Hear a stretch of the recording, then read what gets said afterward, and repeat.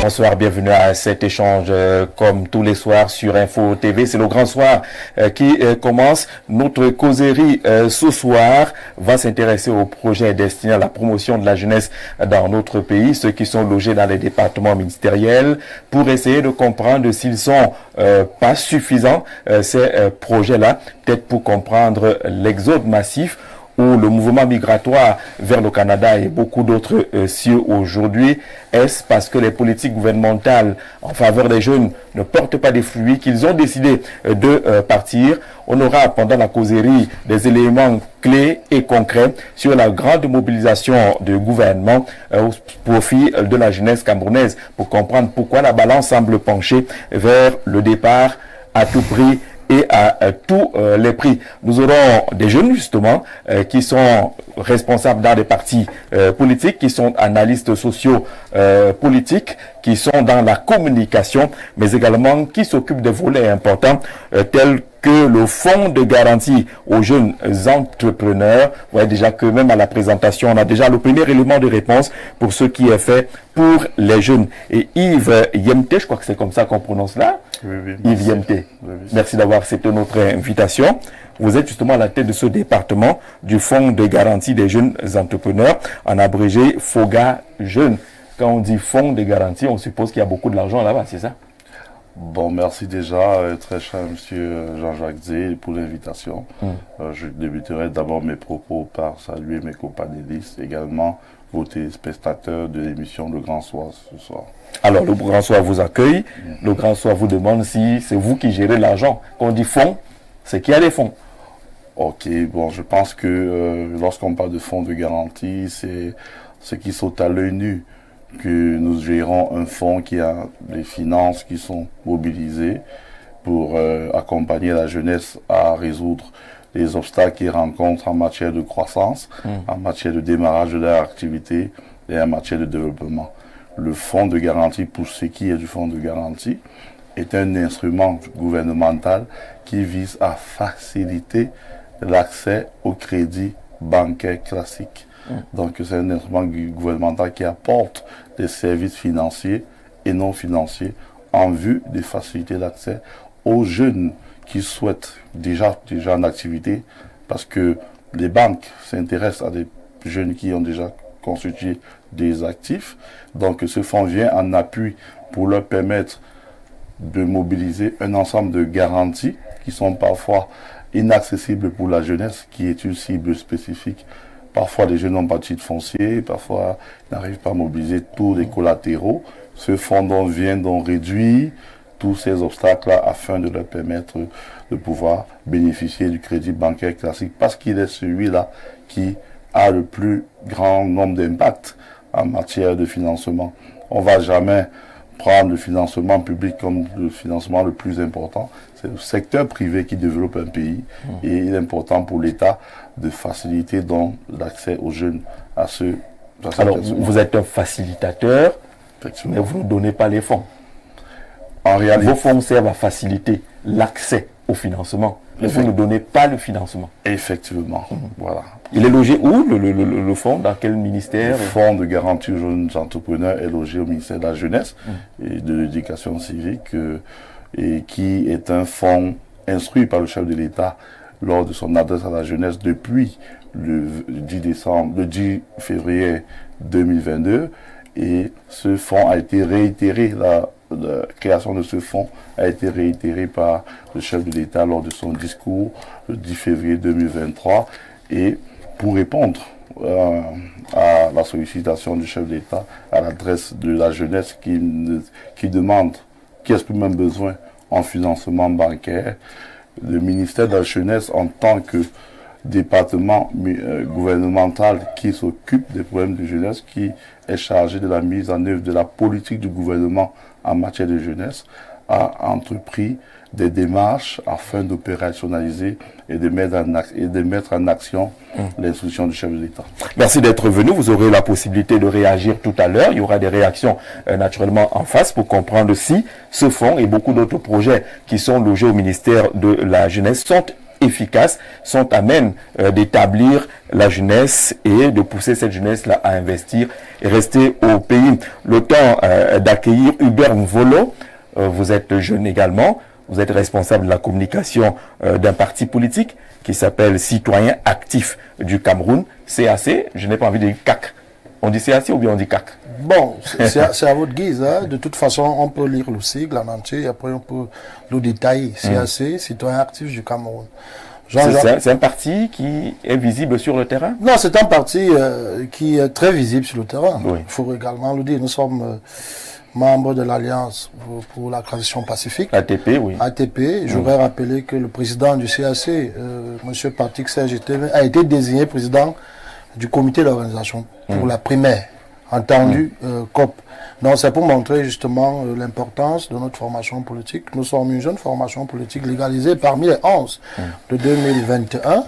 Et nous occupons progressivement le terrain et nous espérons faire compter notre voix dans notamment les débats liés à la chose politique au Cameroun. J'ai peut-être brisé la politesse, non sans retourner mes civilités aux autres que je vous laisse l'ainsi honneur de présenter. Également, saluer les nombreux téléspectateurs du Grand Soir. J'ai envie de dire que je ne suis pas nouveau sur ce plateau, peut-être sous votre modération, mais avant, j'étais très habitué. Allez, vous avez dit à tous les repères de Grand Soir. Je crois que les téléspectateurs pourront confirmer. Je suis très heureux d'être sur ce plateau, surtout sur votre modération. Quand on sait quand même qu'il y a Jean Jarzeux en matière de modération, le plateau de débat au pays, je suis très honoré. Merci d'avoir accepté notre invitation un peu au pied levé. Hein. Vous étiez dans vos occupations, mais on aime cette jeunesse-là très réactive et qui répond présent lorsqu'on a besoin d'elle. Comme Patrick Assia d'ailleurs, qui est analyste sociopolitique, qui connaît quand même aussi les couloirs d'Info TV. Oui, bien évidemment, c'est pas mon premier plateau, c'est plutôt un honneur d'être à nouveau sur ce plateau, sous votre fêlure, bien sûr. C'est un plaisir pour moi de partager ce plateau avec tous mes co-discutants.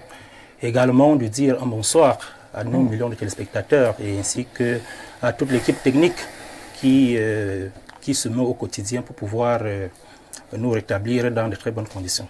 Alors, votre travail au quotidien, c'est quoi? C'est d'observer l'actualité et de proposer des analyses? Je suis enseignant à la base. Oui. Je suis enseignant à la base, ce qui fait que l'actualité qui concerne la jeunesse, qui concerne le Cameroun, ne saurait passer outre l'enseignant que je suis. Dès lors, il faut avoir un œil de regard, un observateur de celui-là, de l'action sociale, politique au Cameroun, en vue de pouvoir émettre quand même son avis. Si jamais il arrive que nous serons écoutés, cela pourra faire en sorte que nous puissions apporter un peu d'une autre à l'édifice de notre cher beau pays, le Cameroun. On dit que c'est les enseignants qui partent le plus vers le Canada. Vous êtes resté? Curieusement, oui. Je suis encore là parce que... vous êtes encore là ou bien vous êtes là? Voilà, je voulais justement ajouter. Je suis là. Partir, c'est bien beau, mais à un moment donné, il faudrait se poser quand même un certain nombre de questions sur ce qui nous pousse à partir. C'est quelque chose qu'il faut bien... À partir du moment où on n'arrive pas à trouver les réponses sur ce qui nous pousse à partir, il ne sert à rien de se lancer ce qu'on pourrait appeler ici l'aventure. D'accord. On peut souffrir d'un certain nombre de mots dans notre pays. Peut-être l'occasion va me permettre de bien m'adresser aujourd'hui à l'un de ses responsables, au ministère de la Jeunesse. Tout à fait, au ministère de la Jeunesse, que je n'avais jamais eu l'occasion peut-être d'avoir en face pour pouvoir effectivement poser le problème de la jeunesse et d'essayer de comprendre. J'ose croire que nos échanges seront houleux ce soir afin qu'ils puissent au moins nous expliquer. On souhaite que les échanges soient riches. Oui, c'est la causerie du soir. Tout à fait. Ils ne sont pas obligés d'être houleux, mais au moins qu'ils soient riches. Riches, tout à fait. Donc c'est un plaisir pour moi de partager vraiment ce plateau parce que il y a beaucoup de questions. Il y a un questionnement énorme. Gardez-les pour le temps du débat tout à l'heure, notre causerie. On aura avec nous Maurice Kemou, qui est du mouvement de la Renaissance du Cameroun, le MRC. Il est en train de nous retrouver. Nous avons spécialement invité un étudiant à la causerie, Mohamed Ali Ibrahim. est avec nous. Il est étudiant, il est surtout président des étudiants Bororo du Cameroun. Généralement, on vous appelle Monsieur le Bororo. Bienvenue. Merci bien Jean-Jacques et c'est un plaisir de se retrouver sur votre plateau. On considère que les Bororo ne vont pas beaucoup à l'école. Vous êtes quand même nombreux au sein de l'association des étudiants? Nous sommes déjà des centaines, voire des milliers, parce que il faut dire qu'au départ, nous avons eu des parents. Nous n'avons pas eu la même chance que vous d'avoir des parents qui ont fait le long crayon, comme on l'appelle généralement. Et ce n'est pas évident pour nous d'arriver jusqu'au baccalauréat. Mais moi, je fais partie de ceux jeunes qui croient que l'avenir se passera avec l'école. Et j'ai eu la chance d'avoir un père qui était très fan des médias et il voulait qu'il ait un fils journaliste. Et vous êtes à l'ESTIC aujourd'hui. Ah, ils sont pas nombreux, les fils qui font exactement la volonté et les rêves du papa. Merci, Monsieur le Président des étudiants Bororo du Cameroun, de retrouver autour de cette causerie. Je vais vous proposer une image. C'est d'abord la une d'un journal. On regarde attentivement la une de ce journal pour notre mise en bouche. On va réagir derrière. C'est la voix du consommateur, le journal qu'on a choisi. Professeur Mwangue interpelle le gouvernement. Vous ne lisez pas bien le surtitre. Il s'agit bien des ravages des whisky en sachet. Le président de la Commission des droits de l'homme du Cameroun a saisi 3 membres du gouvernement, le ministre du Commerce, le ministre de l'Industrie et le ministre de la Santé publique, pour que quelque chose de concret soit fait pour barrer la route au whisky en sachet, interdit dans notre pays, mais qui reste toujours consommé. Les dégâts sont énormes. Et c'est un whisky qui est officiellement interdit au Cameroun depuis 2014. Il y a eu des moratoires, des sorties et des déclarations nombreuses. Ce whisky est là. Il y a même eu des ONG qui sont descendues sur le terrain pour faire des sensibilisations, dire combien ce whisky en sachet était dangereux pour notre santé. On va retrouver un peu un reportage d'un de nos confrères avec le concours de la réalisation pour voir justement comment le whisky se consomme sur le terrain et comment réagissent les consommateurs qui semblent dire que mort c'est mort, on boit, on meurt, on ne boit pas, on meurt toujours. Est-ce qu'on peut avoir ce reportage avec le concours de la réalisation? Dans le marché populaire Mbopi situé à Douala, Alphonse et un collègue, armés de leurs écriteaux, le whisky en sachet tue, traquent ces liqueurs très alcoolisées vendues à bas prix. Il est le président de la Fondation camerounaise des consommateurs et veut sensibiliser les habitants sur ces boissons interdites par le gouvernement depuis 8 ans. Nous sommes en train de sensibiliser les consommateurs, notamment les Camerounais, en leur disant que le whisky en sachet est interdit depuis 2014. Il y a eu un moratoire, certes, mais le produit reste dangereux pour la santé. Nous sommes là pour leur dire que le whisky en sachet tue. Gin, rhum, vodka, l'offre est variée. Le prix du sachet oscille entre 100 et 150 francs CFA. Malgré l'origine douteuse de certains breuvages, ces boissons sont très consommées. Avec les 650, je peux prendre même 5 frères. On achète 3 whisky de sachet. On achète des liqueurs, on mélange, on boit, nous sommes tranquilles. C'est dangereux, mais ça nous donne la force. On va faire comment? Chacun a appelé à mourir. Tout le monde a appelé à mourir. Je bois ça, je vais mourir. Je ne bois pas, je vais toujours mourir. Donc je préfère boire et mourir après. De nombreux médecins s'inquiètent de ces breuvages jugés toxiques pour l'organisme. L'alcool méthylique ou méthanol est utilisé comme substitut de l'éthanol dans des boissons alcoolisées frelatées, un fléau dénoncé par l'OMS. Généralement, c'est de très fortes doses d'alcool et ce n'est pas mentionné parfois sur le sachet. Donc on boit sans contrôle. C'est ça qui fait surtout la dangerosité de ce type d'alcool. Contrairement aux autres types d'alcool où au moins sur la bouteille c'est écrit le degré, la quantité et là au moins on peut évaluer ce qu'on est en train de prendre. Les producteurs ont désormais jusqu'à fin 2022 pour retirer ces produits du marché. Mais à moins de 2 mois de la date butoir, les liqueurs en sachet restent populaires pour une clientèle au faible pouvoir d'achat.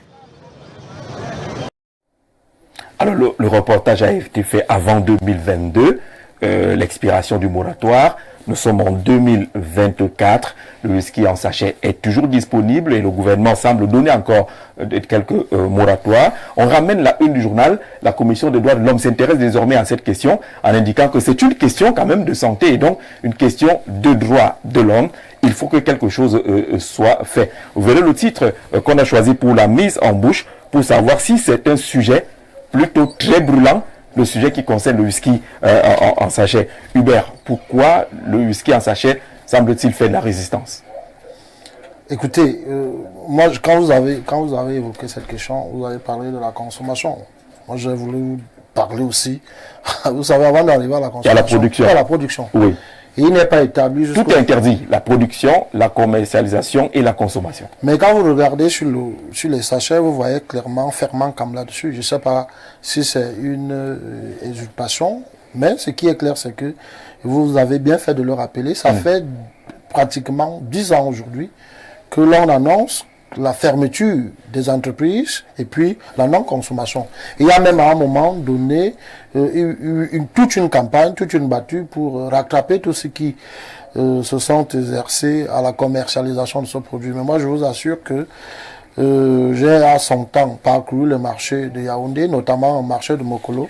Il y a des dépôts de whisky en sachet connus. Oui. C'est-à-dire que vous voyez comment les cartons sont... Même dans les grandes surfaces. Oui, vous voyez clairement comment les cartons s'amoncellent les uns après les autres. Vous voyez comment ils entrent dans des camions connus qui circulent sur la voie publique et donc qui font l'objet d'une identification traversant au passage de contrôle. La vraie question c'est pourquoi est-ce que ça ne s'arrête pas? On est tenté de se rendre compte qu'il y a la dimension économique qui est mise en avant parce que au-delà de tout, c'est clair que ça... Est-ce que vous mettez la dimension économique sur la balance par rapport à la santé qui est menacée? C'est pas moi qui mets. Non, c'est pas moi qui mets. J'essaie d'analyser pour comprendre effectivement que moi, Hubert, je n'ai pas les moyens pour pouvoir interdire cette activité. Et il y en a justement l'ordre régnant, le gouvernement qui a les moyens. Et donc, ils ont d'un côté la dimension sanitaire qu'ils ont l'obligation d'évaluer et de l'autre côté la dimension économique. Si le phénomène perdure jusqu'aujourd'hui, on est tenté de se rendre compte que c'est la dimension économique, c'est une analyse que je fais.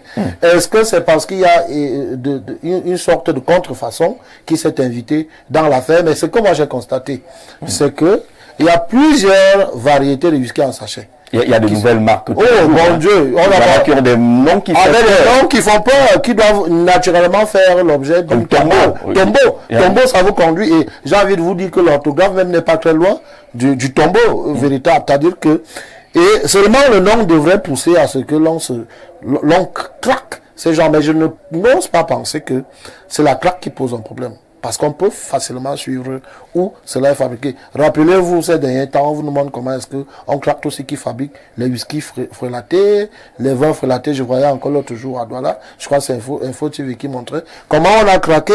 Les forces de sécurité sont allés craquer des gens qui fabriquaient une sorte de vin et avec toute l'industrie qui tournait tout. Pourquoi est-ce que les whisky en sachet ne font pas l'objet de cette traque? On s'interroge, on est tout simplement désolé de se rendre compte que c'est un phénomène qui, il ne bénéficie pas d'une complicité réelle, il est tout simplement l'un des phénomènes qui a dépassé le gouvernement. Patrick, quelle lecture faites-vous de la sortie de la Commission des droits de l'homme à l'endroit des membres du gouvernement relativement au ravage de ces whisky en sachet? C'est une énième sortie. Oui. C'est une énième sortie de la Commission des droits de l'homme. C'est un phénomène que nous déplorons aujourd'hui et surtout le laxisme du gouvernement vis-à-vis de ce phénomène aujourd'hui au Cameroun. Nous nous souvenons très bien ce qui avait en son temps attiré l'attention du gouvernement afin de pouvoir appeler c'était même pas en réalité l'éradication des whisky en sachet.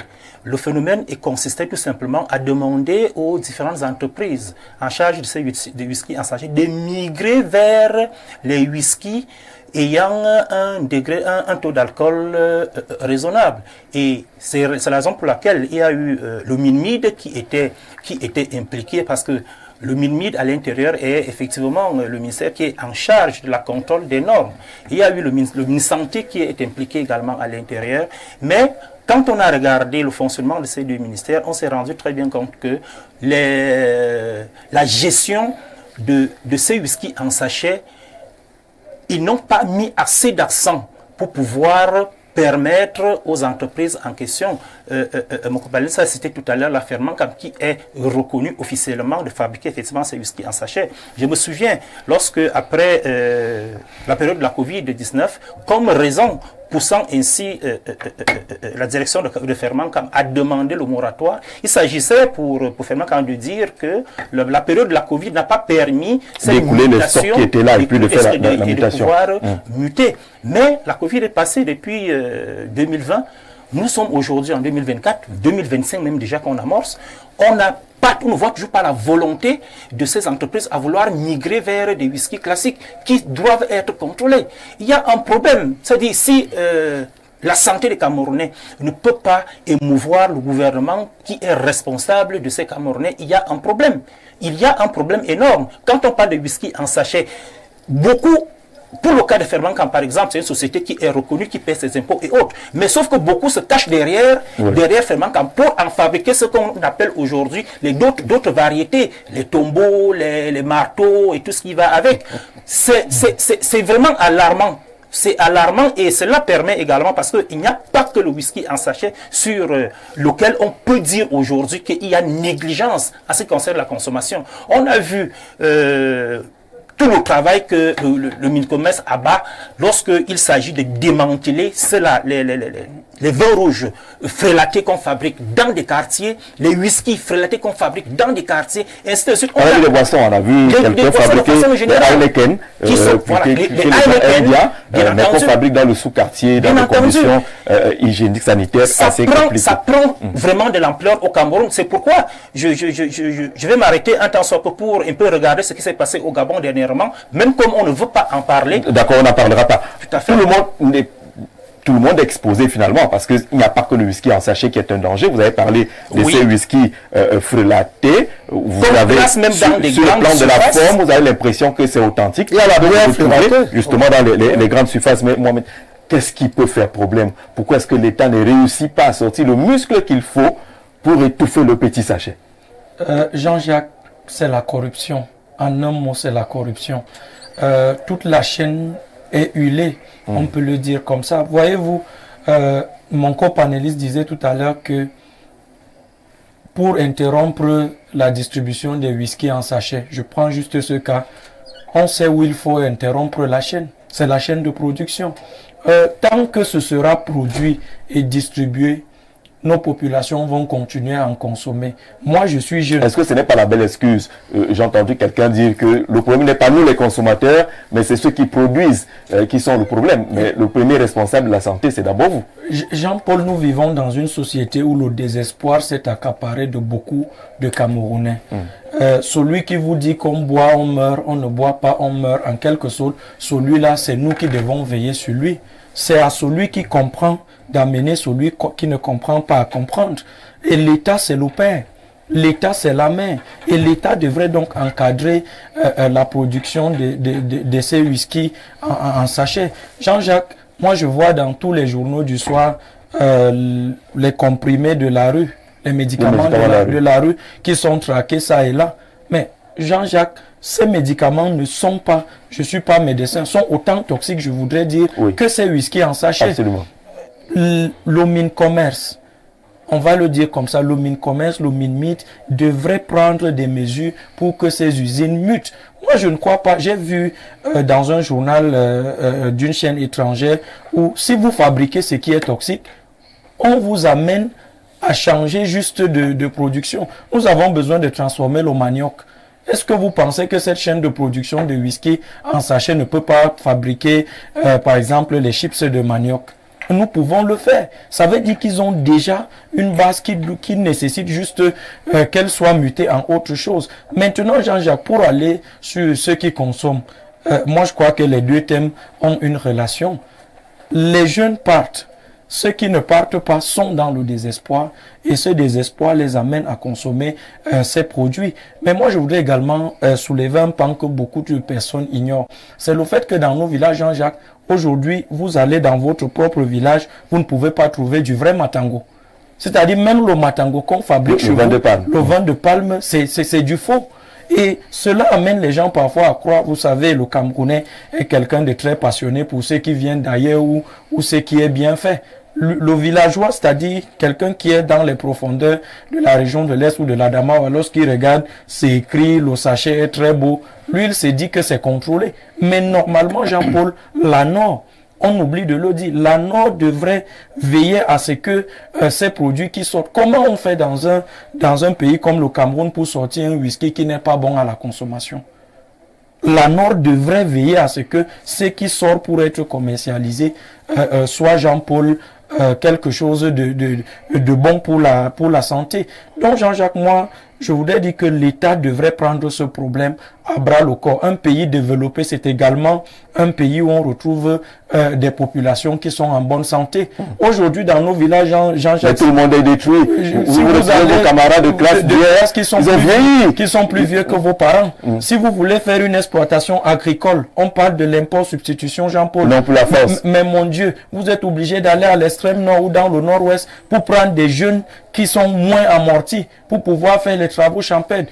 Vous avez dans nos brigades, dans nos sous-préfectures chaque jour, et même à la chefferie, des litiges parce que nous avons une jeunesse, une population pratiquement amortie par ces whisky en sachet. Mais le spectacle est terrible quand vous arrivez dans nos communautés, au village là-bas. D'ailleurs, ils sont demandeurs, dès que vous arrivez, la première commande, c'est est-ce que tu as amené du sachet. Mais vous voyez votre camarade, du coup, moyen de, il a les dents comme les rangs de Makiza, tout est déjà totalement bouffé, et les joues, il ne tient plus debout, il a la tremblote, il a vieilli, les dégâts, les ravages sont énormes. Permettez à Yves de réagir là-dessus, sur ce combat contre les whisky en sachet. Il dure depuis une dizaine d'années, on avance, on recule, on fait des grandes annonces, mais le whisky est toujours là et il se multiplie. Il crée des noms les plus incroyables. Il se consomme au vu et au su de tout le monde. Vous qui avez l'habitude des grandes surfaces, si vous voulez, dans une sortie Est, aller à la sortie Est, il y a une grande surface du côté de là-bas. Vous entrez, vous demandez du whisky en sachet, on vous sert des cartons. Effectivement, je pense que la problématique du demande des produits interdits, des produits qui pilulent dans les rues, tire sa source des crises des valeurs. Parce qu'il y a une problématique de crise de valeur dans nos sociétés, crise de valeur, une montée en puissance de l'incivisme, même dans le domaine économique, du civisme des populations. Et c'est un problème qui touche l'ensemble du corps social. Donc, s'il faut faire un diagnostic de la situation de ce secteur d'activité, il faudra également interroger tous les acteurs, notamment le gouvernement, la famille, les différentes parties prenantes qui sont impliquées dans la production et dans la commercialisation de ces produits-là. Pour ce qui est... Est-ce qu'on est encore au temps de l'interrogation? Est-ce qu'on ne devrait pas déjà être au temps de la sanction? S'il décide en 2014 de stopper cette affaire, ça veut dire qu'il y a eu déjà les éléments d'interrogation et des réponses. Effectivement, je pense que des actions de sensibilisation adressées à ces acteurs et en leur donnant des solutions qui sont concrètes, pratiques, notamment à travers la migration du secteur informel, des actions de migration du secteur informel vers le secteur formel, peuvent être des solutions idoines pour pouvoir contrecarrer, n'est-ce pas, les produits contrefaits. Donc il est important pour ces acteurs-là, pour l'État également, de saisir toutes les opportunités en matière de sensibilisation, en matière d'accompagnement de ces acteurs, parce que parfois, ils sont à la merci de la suivi, on va dire ça comme ça, pour beaucoup qui n'ont pas trouvé des voies et moyens de manière formelle pour s'insérer. Ils sont dans l'informel, ils essaient de réfléchir. Moi, ce que je note, c'est que les Camerounais sont très talentueux. Je pense que... Il y a du talent, parce que créer tout cela montre que dans le fond, il y a du génie. Maintenant, il faut encadrer ce génie-là. Exactement. Quelqu'un proposait que vous avez des chimistes dans d'autres pays, aller analyser ce qui est produit, trouver ce qui est de trop ou ce qu'il faut en rajouter pour avoir un produit de qualité. Voilà, je pense qu'il est important d'exploiter ce talent-là, de les orienter vers des actions, de réguler le secteur d'activité de manière à ce que on puisse contrôler les entrées et les sorties et réguler même le volume d'acteurs qui interviennent dans ce secteur. Nous accueillons Maurice Kemou qui nous retrouve pour cette causerie du soir. Maurice, bonsoir et bienvenue. Bonsoir Jean-Jacques, bonsoir compagnie et puis bonsoir à tous vos millions de téléspectateurs. J'aurais voulu t'accueillir avec un autre sujet, mais je t'accueille avec des whisky en sachet. Ça se partage, non? Vous en prenez un peu? Ben, disons, ça pilule les rues. Et donc, parfois, quand on n'a pas assez de moyens pour prendre une bière, bon, on peut prendre un sachet de whisky. Mais est-ce que ça s'explique que jusqu'à présent, il soit toujours si visible dans nos rues, dans les commerces, alors que le gouvernement s'était déployé à vouloir stopper cette affaire? Mais écoutez, ce qui se passe depuis 2014, j'ai l'impression que c'est une petite danse bafia que le gouvernement est en train de nous faire. C'est-à-dire, on donne l'impression qu'on veut lutter contre un phénomène, mais en réalité, dans le fond, on ne fait rien du tout. Vous savez, dans ce pays, il a existé le phénomène du zoazoa. Quand l'État voulait arrêter ça, l'État a les moyens de l'arrêter. Et donc, si on laisse prospérer, c'est parce que ça profite au régime. Et comment? Vous savez, un régime qui dure aussi longtemps, 42 ans, 43 ans bientôt, c'est parce que le président Biapol applique très bien ce qu'on appelle, ce qui était en fait le jeu et puis le vin dans la Grèce antique. C'est-à-dire que, on vous disait, le prince vous disait, pour qu'un régime dure, donnez à vos populations le jeu et du vin.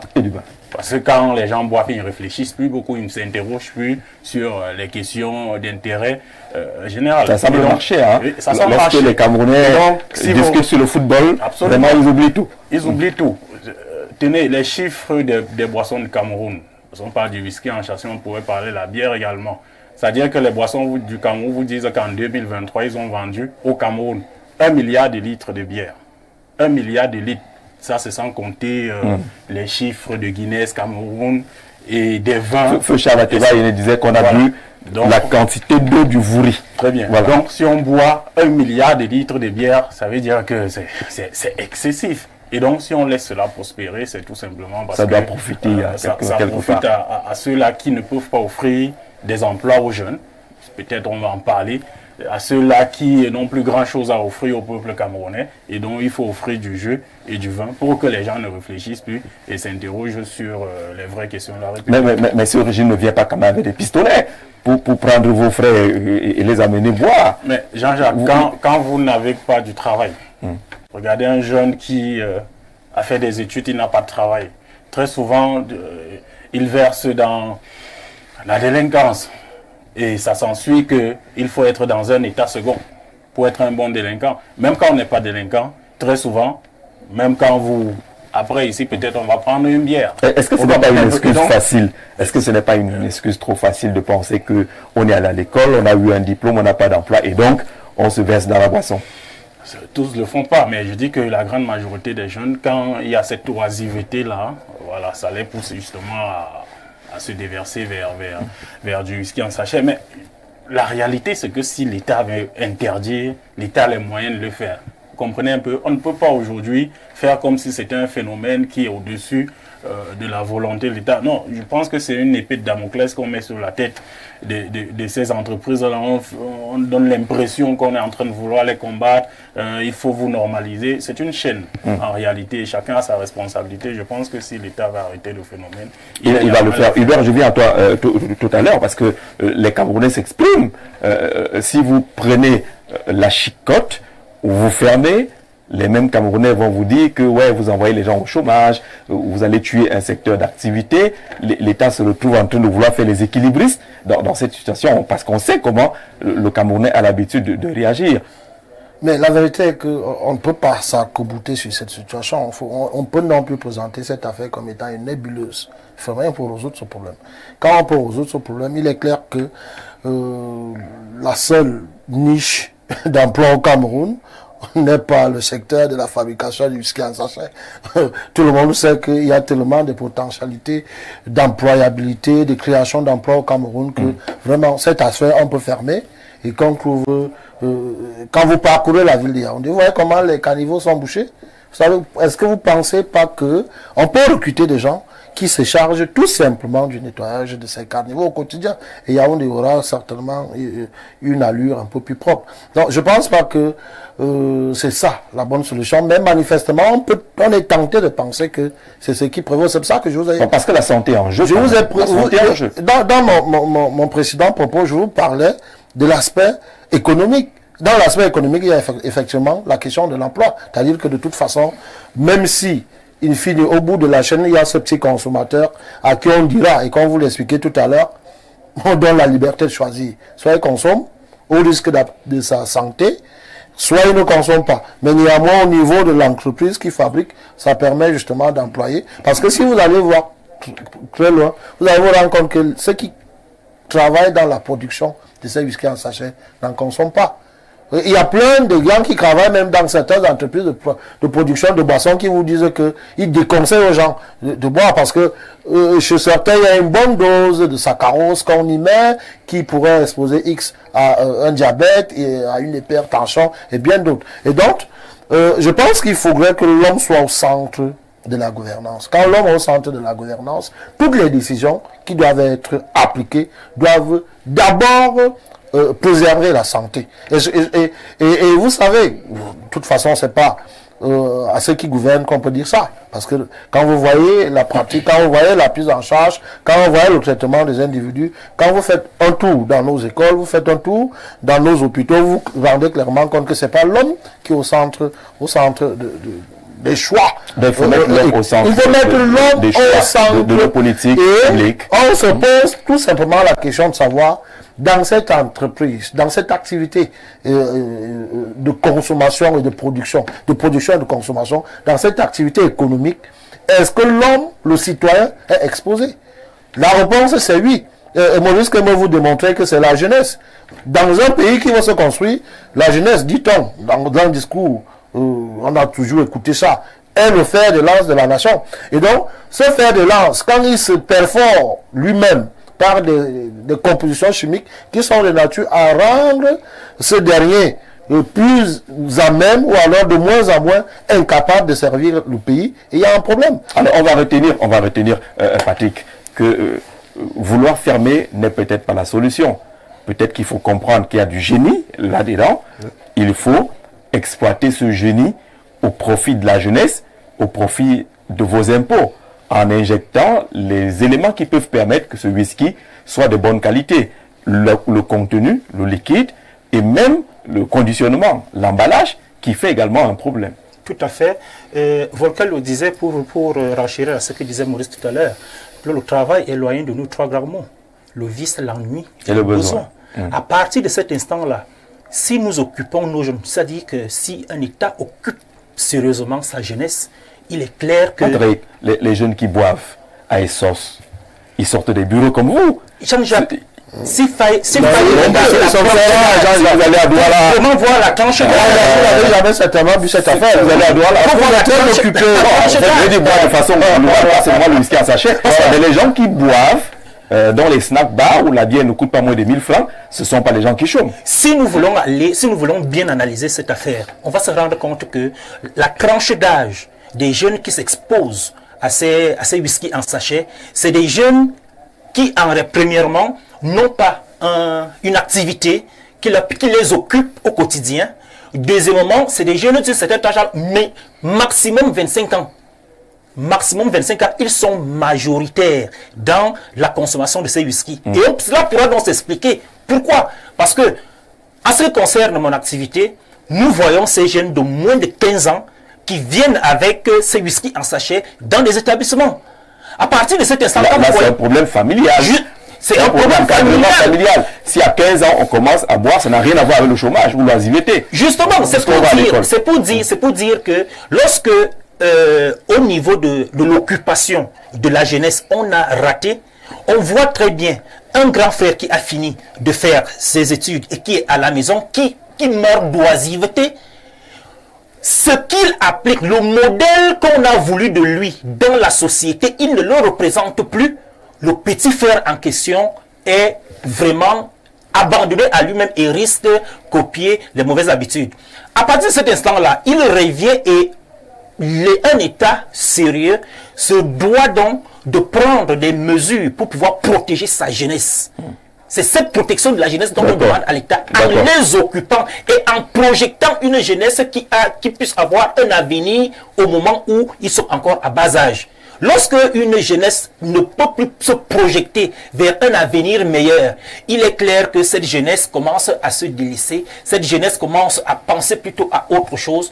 D'où la situation. Alors, c'est de jeunesse défaitiste là, monsieur Jean-Jacques, le problème est profond. S'attaquer au whisky en sachet est une bonne chose, mais je vous assure que le whisky frélaté est mieux que les bières, les vins et même les whiskies qui sont censés être de bonne qualité, mais dont la contrefaçon a atteint des proportions inquiétantes dans notre société. Des officines de fabrication de ces boissons de la mort pilulent dans nos villes et et sont la cause principale de la mort aujourd'hui. Merci Jean-François pour cette contribution. Oui, Mohamed. Jean-Jacques, moi je ne suis pas entièrement d'accord avec ce que disent mes copanélistes. Autant le gouvernement a sa part de responsabilité, autant les parents ont démissionné de leurs responsabilités. Moi j'ai eu mon baccalauréat en 2017, je suis entré à l'ESTIC en 2023.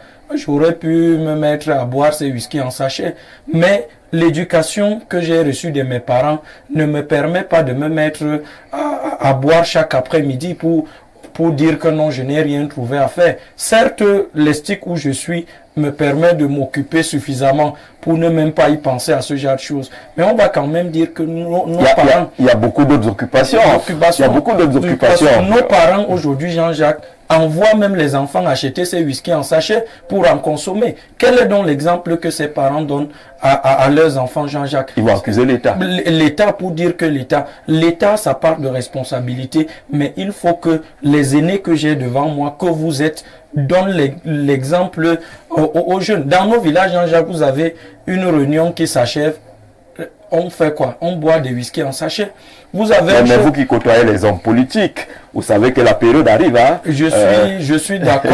Je suis d'accord, Jean-Jacques. Moi, j'ai pitié des hommes politiques, que ce soit l'opposition ou ceux qui sont au pouvoir. Parce que si on leur dit qu'il ne faut plus acheter ces choses-là pour le village, ça va être un problème. Jean-Jacques, aujourd'hui, nous les jeunes, moi, quand je vais dans ma circonscription politique où je milite, lorsque je vais, j'apporte le message. Je dis aux jeunes, il faut croire à ce pays. Il faut faire les concours. Il faut avoir des projets. Lorsque le MINJEC, par exemple, annonce des projets, vous savez ce discours défaitiste qui est véhiculé chaque après-midi sur les plateaux de télévision et même chaque dimanche. On évite le discours défaitiste. Pas ici, on veut pas construire le défaitisme. Pas ici, mais sur d'autres chaînes de télé et de radio, on vous dit non, la corruption, on ne peut pas réussir un tel concours. Moi, je suis un jeune Bororo Jean-Paul.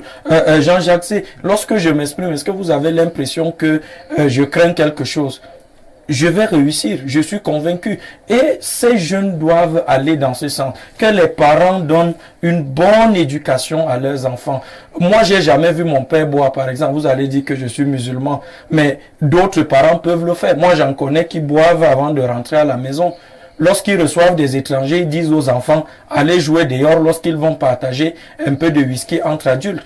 Donc, les parents ont leur part de responsabilité. Si un parent lui-même passe son après-midi à se saouler la gueule, Jean-Jacques Zé, ça va être un problème. Il va sortir par là. La bonne option serait laquelle? Le whisky en sachet, les gens ne crachent pas dessus, tout le monde le consomme, tout le monde en a dans sa malle arrière lorsqu'il va au village, surtout la grande élite. Lorsque vous allez au village, vous en avez. La bonne option pourrait être laquelle? Pour à la fois protéger la santé, protéger la petite industrie qui peut se créer autour de ces ces whisky-là. Effectivement, je pense que la bonne option, comme on l'a dit, c'est d'abord d'éveiller la jeunesse et de redonner confiance à tout ce qui est fait en leur faveur, notamment de permettre à ce que les jeunes reprennent confiance aux institutions qui incarne le fonctionnement de la société. Ça, c'est la première des choses. Je vous ai dit tout à l'heure qu'on a observé des crises de valeurs. Et ces crises de valeurs impactent sur leur capacité à prendre des bonnes initiatives. Ces crises de valeurs impactent sur leur capacité à respecter des choses qui doivent être bien faites. Ça, c'est la première des choses. La deuxième, c'est de ce que les parents et les familles puissent reprendre le rôle qui leur a assigné en matière d'éducation de la jeunesse, parce que c'est tout le corpus social qui, d'une manière ou d'une autre, est impliqué dans la résolution de ce problème. La troisième, c'est de permettre à ce que ce secteur d'activité puisse être formalisé de manière à ce que des opportunités d'insertion socio-économique soient créées et encadrées en faveur des jeunes. Je crois que c'est possible. Il y a des entreprises, des jeunes qui font dans l'agroalimentaire, qui font dans les boissons, qui font dans les jus de fruits. Donc ces petites filières peuvent, n'est-ce pas, être promues dans le secteur de manière à ce que, n'est-ce pas, les jeunes tirent profit de ce secteur d'activité et que chaque acteur de ce secteur joue leur rôle, notamment la régulation, le contrôle le contrôle, la régulation et la sanction. Contrôle, régulation, sanction. Et que nous également, on continue d'éduquer, de sensibiliser, de mobiliser les jeunes vers des comportements exemplaires dans tous les secteurs, surtout promouvoir le patriotisme économique qui est l'un des problèmes, notamment parce que aujourd'hui, la plupart de ces whiskies sont parfois exportés, je vais dire importés, sont parfois importés, et ce problème d'importation, n'est-ce pas, apporte une difficulté à notre économie à pouvoir se stabiliser, à pouvoir créer une croissance saine. Alors là c'est une vision, mais en attendant, tout le monde sait que le whisky tel qu'il est commercialisé et consommé est dangereux et nocif pour la santé. Personne ne sait exactement quel est le dosage d'alcool à l'intérieur. Il y a des décès qui sont enregistrés au quotidien à la suite de la consommation de ces whiskies en sachet. On n'a même pas au niveau de l'étiquette les ingrédients qui sont associés pour faire ces breuvages qui sont dangereux. Ici, le gouvernement a dit il faut stopper, quitte à ce qu'on mette en place toute la machine que vous avez définie. Mais on ne peut pas dire que c'est dangereux, ça tue, et on laisse un moratoire d'1, 2, 3 ans. Entre-temps, qu'est-ce qu'on fait? Il n'arrête pas de tuer. Il continue de tuer. Même si on veut réguler, il faut d'abord stopper, assainir et relancer. Mais si on laisse ouvert, les tombeaux vont se multiplier, les boulettes vont se multiplier, les lions d'or vont se multiplier. Les noms sont nombreux là-dessus. Et les Camerounais l'ont dit, ils vont boire parce qu'ils savent qu'ils vont mourir. Et là, c'est le pire des discours qu'on puisse entendre venant justement d'une jeunesse qui va aller loin. Très belle thématique ce soir. En effet, ce qu'on peut dire du whisky en sachet est la même chose des médicaments de la rue. On comprend à travers cette incapacité du gouvernement à éradiquer ces phénomènes qu'il y a des complicités et actionnaires très haut placés dans ces filières. Du coup, impossible de dire stop vivement un autre gouvernement. Vraiment, ça c'est ton point de vue, Patrick. Et parlons depuis Berthois qui envoie donc sa contribution. Eh bien, le gouvernement n'a pas besoin de se faire humilier par le petit whisky en sachet. S'il a dit stop, on dit stop, on organise et on avance. Si on dit stop et on laisse faire, naturellement, ça donne des idées à ceux qui pensent que c'est une sorte d'incapacité ou un ensemble de complicité autour de cette affaire. Nous, on respire et puis derrière, on pense de la jeunesse. On parle de la jeunesse. Est-ce qu'elle peut inspirer?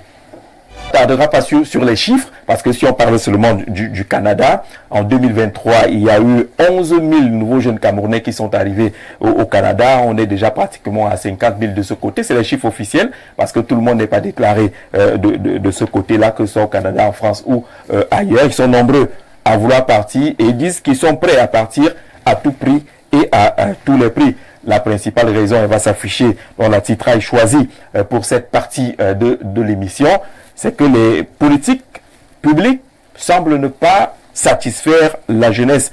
Yves, lorsqu'on le dit, vous vous sentez interpellé. Est-ce que c'est une trop facile ou une fausse excuse? Je pense que c'est une fausse excuse dans la mesure où le gouvernement met en place plusieurs initiatives en matière d'insertion socio-économique des jeunes. Et le gouvernement tire ces initiatives d'un diagnostic qui a été fait dans le marché du travail, notamment le marché de l'emploi des jeunes, à savoir que les jeunes ne sont pas suffisamment informés sur toutes les actions qui sont mises en œuvre en leur faveur. Les jeunes ne sont pas suffisamment formés parce qu'il y a un problème d'adéquation entre la formation et l'emploi, alors que le marché du travail offre des opportunités d'emploi. Les jeunes ont un faible niveau d'esprit d'entreprise parce que du fait des crises de valeurs, les crises de valeurs sociales ont affecté fondamentalement l'esprit d'entreprise en milieu jeune. Donc c'est ce diagnostic-là qui a permis à l'État, au gouvernement, de mettre en place un ensemble d'actions, un ensemble d'interventions, de politiques publiques qui ne sont pas toujours connues, n'est-ce pas, de la plupart des jeunes. Je voulais vous arrêter pour cet aspect-là.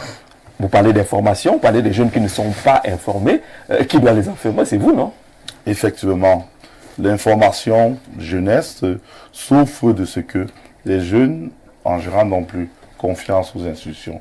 Nous nous sommes rendus compte qu'à un moment donné, il y avait cette crise de confiance que nous essayons autant que peu, n'est-ce pas, de résorber à travers un ensemble d'actions de sensibilisation nous avons, par exemple, pour ce qui est du ministère de la Jeunesse et de l'Éducation civique, nous avons mis en place un ensemble d'outils adaptés à la jeunesse.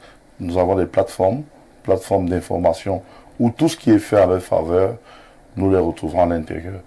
Mais ce que nous voyons et observons, c'est que ça n'intéresse pas forcément les jeunes. Les jeunes sont plutôt orientés vers des centres d'intérêt, parfois qui ne leur apportent pas toujours... je ne fais pas le procès aux jeunes, mais je dis il est important pour les jeunes de prendre conscience. Il est important pour les jeunes de savoir qu'ils sont le fer de lance de la nation, le dividende démographique, le capital humain sur lequel l'État et l'économie reposent. Parce que tout ce qui est fait en termes de politique publique, vise l'objectif de ce que les jeunes puissent saisir les opportunités qui sont offertes. Alors, qu'est-ce que vous dites aux jeunes qui vous regardent? Vous êtes au ministère de la Jeunesse, vous êtes le chef de département du Fonds de garantie aux jeunes entrepreneurs. Qu'est-ce que vous leur dites? S'ils viennent au ministère de la Jeunesse, est-ce qu'ils ont des réponses par rapport à leurs préoccupations, notamment insertion, emploi, accompagnement, financement? Effectivement, il y a une batterie, on va dire, une démarche qui est mise en place pour accompagner la jeunesse, notamment pour des problèmes d'information. Vous avez l'Observatoire national de la jeunesse, qui est une structure qui a pour mission d'assurer l'information et l'orientation des jeunes vers des guichets qui sont appropriés à leurs besoins. Si vous avez des jeunes qui ont besoin de financement, l'Observatoire a pour mission de les orienter vers tous les projets et programmes gouvernementaux qui traitent des problématiques de formation, de financement ou de stage pour ceux qui veulent des stages, renforcer leur employabilité. Il y a pas mal, n'est-ce pas, d'opportunités de stage. Tous les jeunes en général qui s'y rendent trouvent des solutions. La preuve, si vous allez aujourd'hui au Salon international de promotion de l'entrepreneuriat jeune, qui est actuellement en cours au Musée national, vous allez voir un volume important de jeunes qui ont bénéficié du dispositif qui a été mis en place par le gouvernement à travers le ministère de la Jeunesse et de l'Éducation civique. Il est simplement question pour les jeunes de reprendre confiance, d'aller vers les opportunités qui leur sont offertes, de se rapprocher, de reprendre confiance à nos institutions, de se rapprocher des structures qui ont la charge de les accompagner. Ils auront toutes les informations et nous sommes là pour eux, nous sommes là pour les accompagner. Et je vous dis aujourd'hui, beaucoup d'instruments sont mis en place. Ces instruments sont de plus en plus renforcés. Vous avez par exemple le plan triennal spécial jeune. Oui. Voilà, le plan triennal spécial jeune qui a eu pour mission, n'est-ce pas, de faciliter et d'accélérer l'insertion économique de la jeunesse à travers leur mobilisation, leur accompagnement, leur formation civique et entrepreneuriale, leur installation en emploi ou en unité de production et services, qui a permis à plusieurs jeunes de trouver un emploi, à plusieurs jeunes porteurs de projets d'être financés. Jusqu'à date, nous observons aujourd'hui des jeunes qui continuent de plus en plus, n'est-ce pas, de solliciter ce guichet-là. Et également, nous avons le volet diaspora, la jeunesse de la diaspora, qui s'intéresse pour ceux qui veulent rentrer au pays et s'installer à leur propre compte. Il y a un dispositif qui est mis en place et c'est l'objet de la création du fonds de garantie qui dispose d'un guichet spécifique dédié aux jeunes de la diaspora qui souhaitent apporter leur contribution aux demandes du pays et pour lesquels déjà on a enregistré l'année dernière 50 jeunes de la diaspora qui ont été financés et qui sont en train de s'installer en joint venture avec d'autres jeunes locaux. Et à travers ça, nous souhaitons lutter contre l'immigration par la voie opposée, c'est-à-dire amener plutôt les jeunes de la diaspora à retourner et à travailler. Avec ça va voilà. C'est la liste de programmes et projets qui fait en sorte que tu ne sois plus tranquille, tu ne tiennes plus. Jean-Jacques, effectivement, vous avez remarqué que j'étais très dérangé par les propos de... Mais vous dites ce qui se passe. Ce qui se passe, le ministère de la Jeunesse a toute la bonne volonté. Mais Jean-Jacques, nous vivons dans une société où le monsieur qui est à ma droite n'est pas agriculteur, c'est un bureaucrate. Tous les exemples qu'on m'a donnés pendant mon cursus scolaire, quand l'enseignant voulait prendre l'exemple d'un jeune qui a réussi, il dit « Vous êtes officier de police, vous devenez enseignant ». Comment donc aujourd'hui me déprogrammer? Parce que là, il faut me formater à zéro pour me dire que non, il faut que je reparte à l'entrepreneuriat. Ça, c'est le premier problème qui fait en sorte que les jeunes ne croient pas. Si vous avez une élite dans votre village, son fils ne va pas au niveau du MINJEC pour demander un financement de 1 million ou 1,5 million. Cet enfant entre dans une grande école et sort, il est inspecteur des impôts et autres. Ça, c'est un frein psychologique dans la tête de tous les jeunes. Au village, quand vous êtes dans les profondeurs du Cameroun, c'est pour les autres. Voilà, pour réussir, il faut être. Maintenant, il a cité l'aîné. Je ne voudrais pas qu'on soit en train de discuter sur ce qu'il a dit. Non, on veut comprendre si ce qu'il fait est insuffisant. C'est très insuffisant, Jean-Jacques, parce que si on va dans les chiffres, 80, je vais dire la moitié de la population camerounaise est jeune. Si on vous dit qu'on a financé dans la région de l'Est 100 jeunes, par exemple, qu'est-ce que ça représente? Si on finance 200 jeunes à l'extrême... Mais 200 jeunes peuvent créer 200 emplois aussi derrière, ça dépend du financement. Jean-Jacques, le problème est même dans le choix de ceux qui bénéficient. Le Cameroun est gangréné par la corruption. D'accord. Lorsqu'on parle de ces projets et programmes, qui sont les bénéficiaires? Parfois, c'est les mêmes gens qui initient les projets, qui sont à la fois les bénéficiaires derrière. On vous tend la main. D'accord, la question est posée. Ils partent pourquoi, ces jeunes? Alors que le ministère de la Jeunesse, qui n'est pas seul, parce que dans plusieurs départements ministériels, il y a des projets dédiés à la jeunesse, ils partent donc pourquoi, Hubert? Ils partent parce que quelqu'un a parlé de la confiance. Il n'y a pas de confiance. Et la question fondamentale, c'est pourquoi il n'y a pas de confiance. Il n'y a pas de confiance parce qu'il n'y a pas de changement. Et le changement, il est total. Hubert, si on prend les derniers chiffres du ministère de la fonction publique sur les absentéistes et ceux qui ont fui le pays alors qu'ils ont des matricules, c'est plus de 4000. Eux, ils partent pourquoi? Oui, j'ai d'abord fini avec cet aspect. Comprenez un peu. On ne peut pas les laguer. On est dans 40 années de règne dans lesquelles il y a un certain nombre de phénomènes qui se sont multipliés, notamment en termes de paupérisation. Ce n'est pas moi qui le dis. L'Institut national des statistiques, dans son dernier rapport, dit qu'un Camerounais, du moins, il y a plus de 10 000 Camerounais, 10 millions de Camerounais qui vivent avec moins de 1000 francs. Ça veut dire que ça va de 800 à 1 franc. Et du coup, dans cette ambiance-là, ça s'est construit pendant une durée. Il faut le reconnaître. Je trouve un paradoxe. Le diagnostic. Les gens qui ne peuvent pas, qui n'ont pas 1000 francs pour vivre, réussissent à prendre un billet d'avion. Non, écoutez, ça il faut comprendre le décor. Non, je comprends. Ce que vous devez comprendre, c'est que il y en a plein qui sont là, qui veulent partir, mais ils n'ont pas justement la possibilité de prendre le billet d'avion. Ça veut dire que si on met tout le monde au niveau de la possibilité de prendre le billet d'avion, il prendra le billet d'avion. Il y a un problème de confiance. Cette confiance repose notamment sur la malgouvernance ambiante, la disparité des chances. Il y a mon frère qui parlait de ceux qui vont dans les grandes écoles. C'est-à-dire que en valeur égale, vous êtes... c'est vrai qu'il a été ici un peu lui-même dans la contradiction. Lui-même, il est... À un moment donné... les fils de personnes, entre guillemets. Voilà, à un moment donné, il a un peu été dans la contradiction. À un moment donné, il a dit non, c'est possible de passer pour entrer dans une grande école. Et après, il a rappelé que parfois, il faut être fils de. La vérité, c'est qu'il faut davantage être fils de.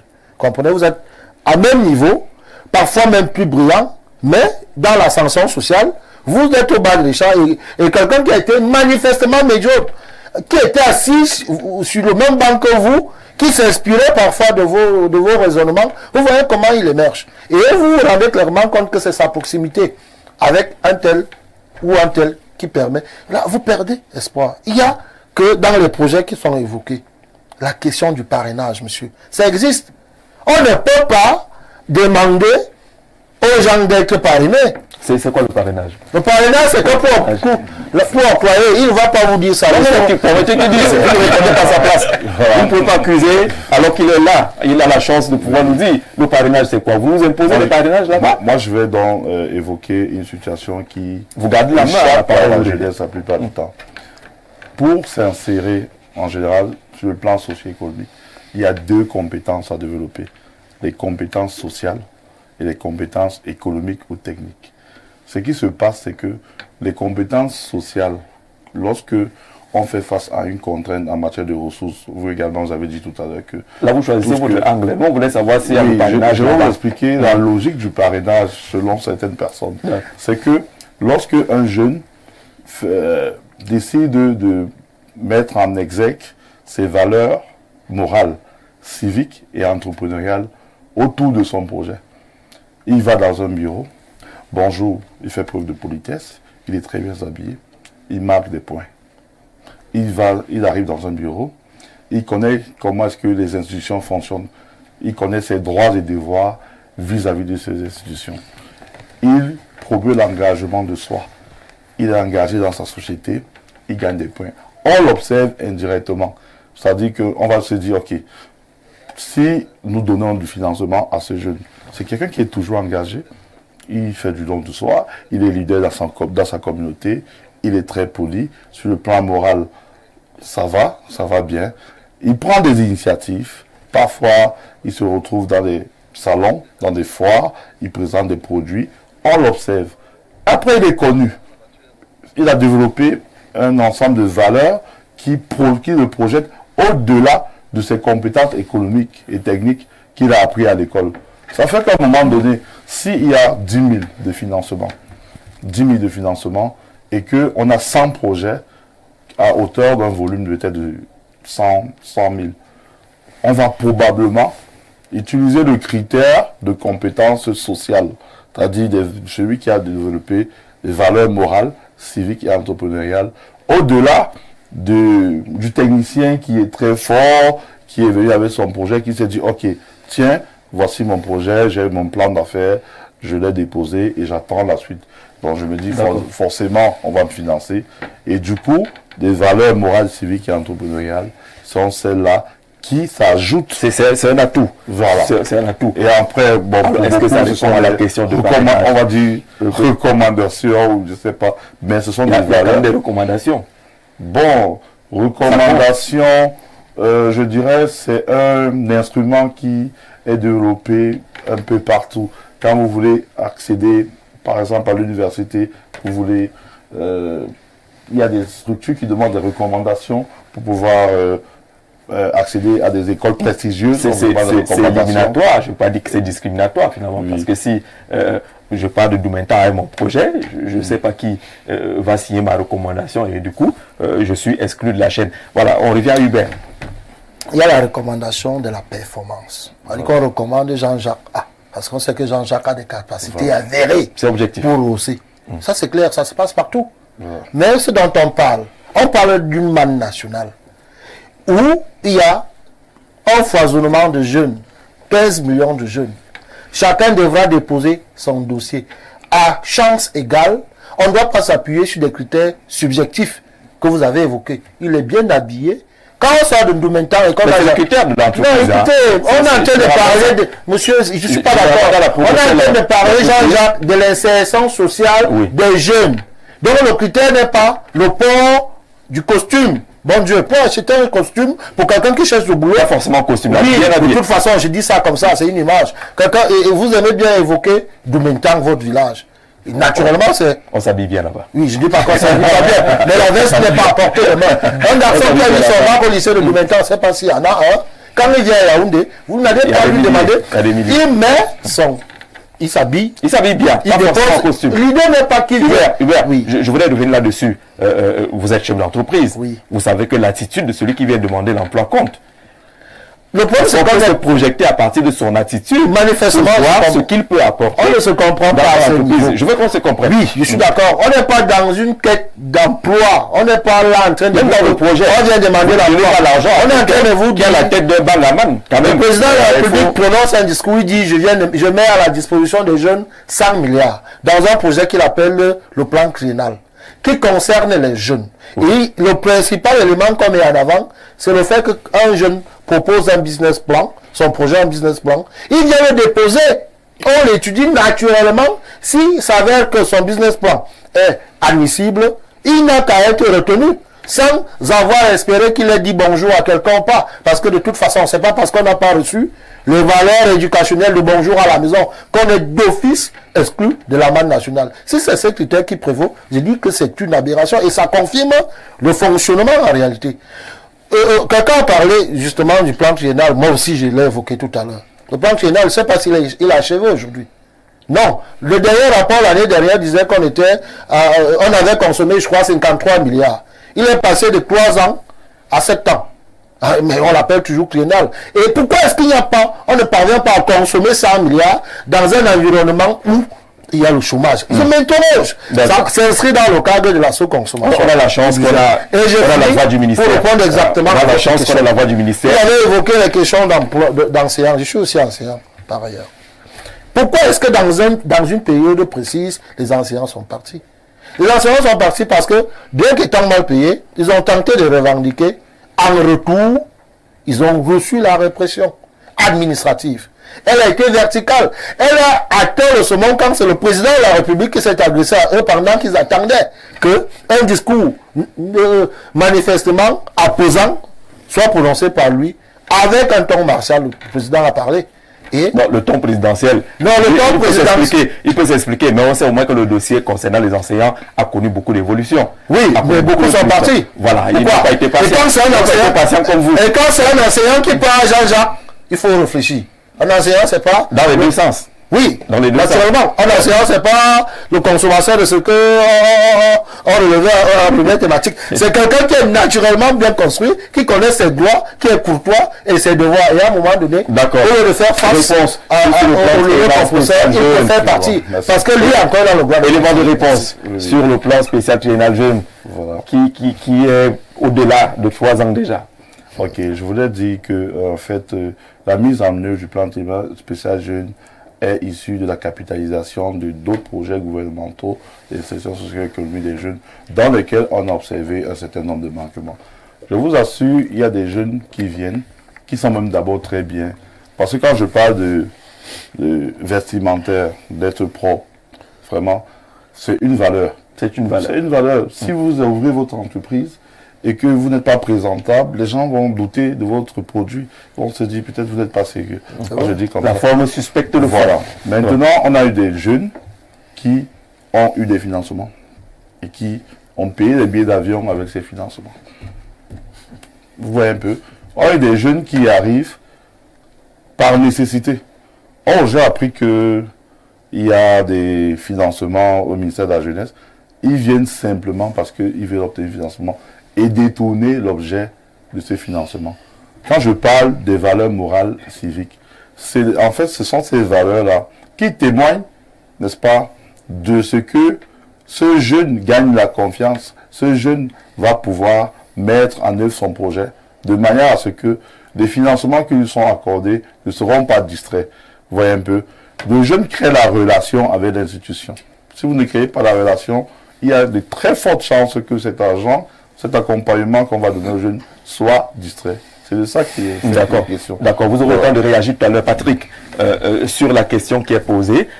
Pourquoi est-ce qu'ils partent alors que le gouvernement dit avoir un ensemble d'outils de création, d'insertion, de formation même, mais ils sont toujours tentés de partir.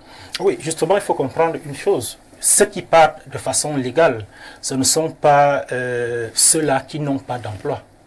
C'est-à-dire que vous allez vous rendre compte que ceux qui partent, ce sont des enseignants, ce sont des médecins. C'est une classe de corps de métier qui, effectivement, sont en train de partir. Et il faudra le dire. Lorsque tu finis, par exemple, tu fais ton école normale à l'époque où l'État, c'était encore par intégration, l'État subventionne les écoles publiques. À partir de cet instant, l'État ne peut pas avoir investi tant d'argent sur sa jeunesse afin de pouvoir les former. Et l'État se permet de laisser que ces intelligences puissent aller servir ailleurs. Pour aller servir ceux qui n'ont rien dépensé pour leur formation. Je dis encore que, quand je peux vous prendre le cas des écoles de médecine, les 50 000 qu'on paye dans les facultés de médecine publiques, ce n'est qu'une infime partie. L'État subventionne ces écoles. Oui. Mais comment comprendre donc qu'après avoir investi, parce que ça c'est de l'investissement, après avoir investi tant sur l'humain afin de pouvoir avoir un personnel qualifié, vous laissez ce personnel à la merci des autres qui, eux, ils vont trouver de l'importance à les avoir. Là, ça devient un problème de l'État qui finance un projet et ne suit plus son projet. Deuxième chose, lorsque l'État met sur pied des systèmes éducatifs, l'État ne se soucie pas de projeter un modèle de système éducatif porté vers l'entrepreneuriat. Regardez très bien aujourd'hui, on a deux systèmes éducatifs, le système d'enseignement général et l'autre côté, le système d'enseignement technique. Mais qu'est-ce qui est beaucoup plus promu au Cameroun? C'est le système d'enseignement général. À la limite, toutes les décisions sont prises uniquement pour l'enseignement général. C'est pour promouvoir cet enfant-là qui entre en 6e, arrive en terminale avec un bac général et en réalité, connaissant très bien le contexte dans lequel ils ont fréquenté, ils n'ont rien qui puisse leur permettre de s'insérer socialement. Ils sont vides. Alors, tout à côté, vous avez un autre système d'enseignement technique où un enfant, une fois arrivé en 4e année, a déjà des aptitudes, a déjà des compétences à pouvoir s'insérer dans la société, mais on les laisse. Je voudrais mettre à défi de nous dire quel est l'enseignement sur l'université d'État où un enfant qui finit son baccalauréat d'enseignement technique peut directement entrer, comme c'est le cas dans l'enseignement général. Lorsqu'il y a ces échecs-là, vous vous attendez à ce que 75% de ceux qui terminent avec le bac général puissent se retrouver au ministère de la Jeunesse pour créer des entreprises, pour créer des emplois. Comment? Avec quelles compétences? Tout commence vers la base. On n'est pas forcément le plus compétent. On peut bâtir son projet. Je parle de compétences en termes techniques. Vous n'êtes pas obligé d'être un technicien pour avoir un projet. Je suis d'accord. On peut exclure le bac général de l'imagination, de la créativité. Nous voulons bien être d'accord. Est-ce que ça justifie le départ massif? Justement parce qu'ils se retrouvent, dans leur immense majorité, se retrouvent dans ces derniers qui vont donc profiter. Parce que là, moi, je voulais dissocier ceux qui prennent la mer pour partir et ceux-là, les aventuriers, et ceux-là qui prennent des crédits bancaires et qui partent. Ceux-là qui prennent des crédits, amassent nos salaires, et qui partent. Ceux-là ont déjà des compétences où le gouvernement a eu effectivement à mettre cette compétence à leur disposition, ils les ont. Et parmi eux, les fruits, l'enseignement général. Effectivement. Ils sont des affaires. Et ils partent. Et quand ils partent, c'est parce qu'ils se retrouvent ils iront dans une société bien organisée qui va les accueillir, permettre qu'ils aient une certaine insertion. Et on a le retour de ceux qui partent. Avec une rémunération conséquente. Avec une rémunération conséquente. On a le retour de ceux qui partent. C'est un peu de la triche, non? C'est un peu de la triche. Vous faites former par l'État et puis vous partez... Justement, si vous ne pouvez pas connaître la valeur de cette bouteille... La revendication devrait être pourquoi on n'a pas de salaire. Justement, si vous ne pouvez pas connaître la valeur de cette bouteille d'eau entre vos mains, il faudrait que si quelqu'un d'autre lui connaît cette valeur, qu'il puisse vous la prendre. C'est ça le problème.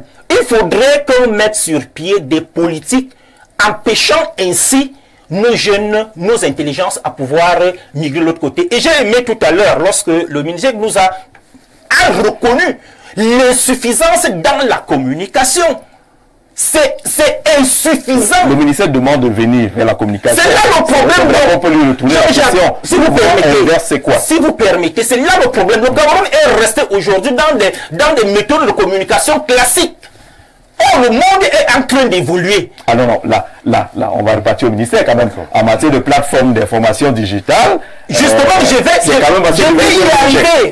arriver. Il a effectivement cité les plateformes digitales où on peut retrouver ces informations. Or, je voudrais rappeler ici que ce n'est pas ces plateformes digitales que les jeunes d'aujourd'hui naviguent pour retrouver les informations.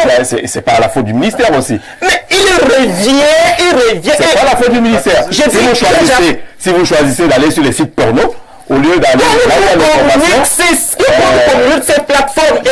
Une communication qui n'atteint pas sa cible, c'est une communication qui n'atteint pas sa cible n'est pas une communication. Il faudrait revoir, et ce n'est pas le cas, le seul cas. Le ministère vous a répondu par quelque chose d'une image. Actuellement, c'est tient au musée national. Comment on appelle ça, le forum sur le salon international de promotion de l'entrepreneuriat des jeunes. Réponse par l'image. Est-ce que les jeunes y vont? Est-ce que les jeunes y sont? Est-ce qu'on peut évaluer les quantités? La communication sur ce salon a été faite où? Comment? Posons-nous des questions. La communication sur ce salon a été faite était en commun. Ah, vous n'avez pas été informé. Moi, je n'ai pas été informé, par exemple. Moi, je suis jeune. Ce jeune qui est à Mongomdiap natal, a-t-il été au courant de ce salon? Est-ce qu'il a regardé la Parce que ne limitons pas seulement la jeunesse, et c'est ce que le ministère a dit.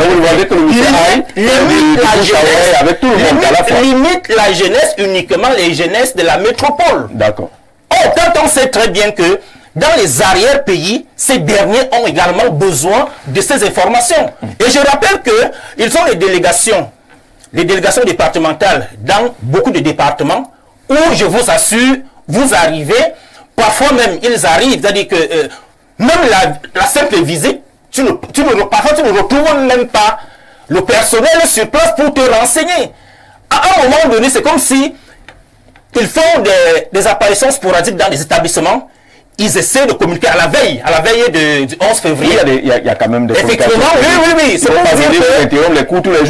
vous dire qu'à la veille du 11 février, ils font parfois des efforts d'arriver et ils demandent aux jeunes de se déployer. D'accord. Vous dites au ministère des Sports, de la jeunesse, de se améliorer la communication, se rapprocher de la jeunesse, de trouver un peu plus d'espace d'échange avec la jeunesse. Exactement. En zone urbaine comme en campagne. Surtout en campagne. Comme en campagne. D'accord. Surtout en campagne. D'accord. Je viens à toi, Maurice, pour comprendre pourquoi les jeunes partent. On n'est pas là pour frustrer les gens. C'est Patrick qui n'arrive pas à aller longtemps. Il est obligé de réagir. Il veut bien avoir le même temps que le représentant. Il est obligé de réagir, le représentant de l'unité, parce que vous avez dit que vous avez des questions et il va répondre. Voilà, allez-y. Non, le constat, c'est que aujourd'hui, la ressource humaine, les jeunes partent. Le Cameroun se vide de sa jeunesse et de sa jeunesse formée. La raison, c'est quoi? La raison, c'est que si on revient, parce que c'est bien de... Moi, je vais rester dans le macro.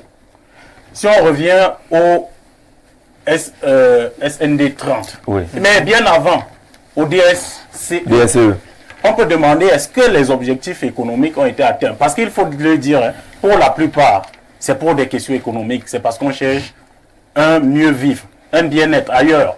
Parce que je voudrais rappeler ici que j'ai mon petit frère qui est parti il y a 5 ans.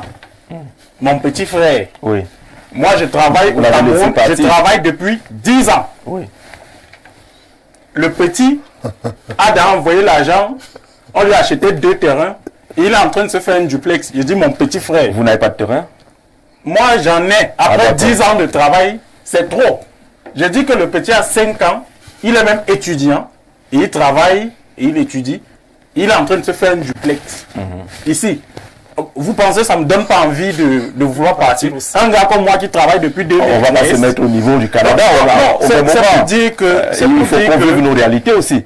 Oui, aujourd'hui, nos réalités aussi, c'est très facile. Il y en a qui partent là-bas et qui n'ont même pas acheté une brouette depuis qu'ils sont partis. Je refuse pas. Mais si tu y vas et que tu as envie vraiment de travailler, bah, tu vas t'en sortir parce que les conditions sont plus favorables en réalité. Et c'est pas comparable. C'est pas comparable avec le Cameroun. Effectivement. Et même si on forme des gens à qui on donne des salaires de misère. Parce que le monde de l'emploi, c'est un monde de compétition. Donc, vous pensez que d'autres seront là-bas en haut. Ils vont voler. Ils vont détourner. Au détriment du professeur qui enseigne ton enfant, il demande son argent, vous le foutez. Non, est-ce que c'est seulement les gens d'en haut là qui volent et qui détournent? Non, vous savez quand même que vous avez les gens de votre génération qui ont 5 ans à la douane, aux impôts, qui ont des duplex, qui ont des municipalités, et ils ne sont pas hauts là-bas. Regarde, en Chine, on traque plus de voleurs à inspecter les impôts que ceux qui sont au gouvernement. Si vous regardez, c'est plus dangereux. C'est de mon... Il s'agit un peu de mon domaine. Moi, je suis fiscaliste. Je suis comptable et fiscaliste. Aujourd'hui, le personnel, la direction générale des impôts, les gars sont en train de demander des affectations et dans d'autres services. L'argent ne circule plus. Oui, l'argent ne circule plus. Parce qu'on paye, tout est devenu électronique. Tu déclares tes impôts, tu payes pour Orange Money. Donc, il n'y a plus la possibilité d'aller dans un centre d'impôt, pour avoir son attestation conformité fiscale comme avant, il fallait négocier avec le chef de centre, tu payes la patente là. Donc, aujourd'hui, vous voyez que quand l'argent ne circule plus, les gars sont en train, je vous dis parce que j'ai des amis, au ministère des Finances. On me donne tout qui demande mais là, c'est pas là. Mais c'est bien plutôt pour le Cameroun. Bien sûr, c'est bien. Mais comme je l'ai dit ailleurs, c'est que ça ressemble un peu à une situation où on a déplacé l'épicentre du vol. C'est-à-dire que comme les gars pouvaient voler en bas, là, on a enlevé ça. Et maintenant, c'est les gars qui ont accès donc au compte Orange Money, où on paye les impôts, et au virement bancaire, accès à enlever cet argent-là. C'est eux qui peuvent poser des actes pas très catholiques avec cet argent-là. Donc aujourd'hui, je dis... On va chercher des conditions meilleures. C'est la principale raison. Mais aujourd'hui, il faut savoir, Jean-Jacques, que c'est parce que l'État a échoué. Vous comprenez un peu? C'est-à-dire qu'on ne peut pas être dans un pays où on forme sa jeunesse et on laisse ces jeunesses partir parce qu'il n'y a pas d'emploi. Parce que sur place, les gens ne savent pas quoi faire. Tout à l'heure, on parlait d'entrepreneuriat. Mais il faut savoir que notre système éducatif, et il en a parlé, forme des futurs chômeurs. Moi, j'en reçois dans le cadre de mon cabinet tout le temps. C'est-à-dire que tu reçois un gars qui a un Master 2 à soi, il a fait SECO. Mais il est nul, il est vite. Excusez-moi. C'est-à-dire que il y a d'autres je vous dis, il a besoin fruits, de formations de SECO qui sont bien, qui ne sont pas nuls. Bon. Tu as eu un nul là, tu as raconté. Depuis des années, je vous dis, je dirige un cabinet d'expertise comptable à Bastos depuis une dizaine d'années. Donc je dis encore que tu reçois, mais tu sens que le gars est vite techniquement. Vous comprenez un peu? Mais aujourd'hui, il faut regarder les entreprises que les jeunes créent. Si vous regardez les statistiques de l'INS, on vous dit que pratiquement 8 entreprises là sur 10 meurent avant 5 ans. C'est-à-dire que les jeunes veulent créer des entreprises. Alors que la tienne, elle est vie. Elle est vie parce que... cabinet comptable. Mais bien sûr, parce que tenu par un jeune technicien qui est passé par une formation au privé. D'accord. L'État camerounais n'a pas formé, il a bien dépensé. Non, mais c'est l'État. C'est la formation du Cameroun. Et donc, c'est l'État qui crée le cadre pour que ces formations privées aujourd'hui, ce qu'il faut dire, c'est qu'il y a des solutions. Je ne sais pas si c'est le moment où il y aura... Allons-y. Mais c'est qu'il faut créer dans notre environnement un cadre qui permet de créer de la valeur ajoutée. Je vais vous prendre un petit exemple, vraiment en 1 minute, si vous me laissez. Allez-y. Si vous prenez un entrepreneur étranger, un industriel qui vient au Cameroun acheter soit les fèves de café ou de cacao, il vient acheter le kilogramme. C'est vrai que pour le café, pour le cacao, c'est un peu moins. Mais le café, c'est 500 francs.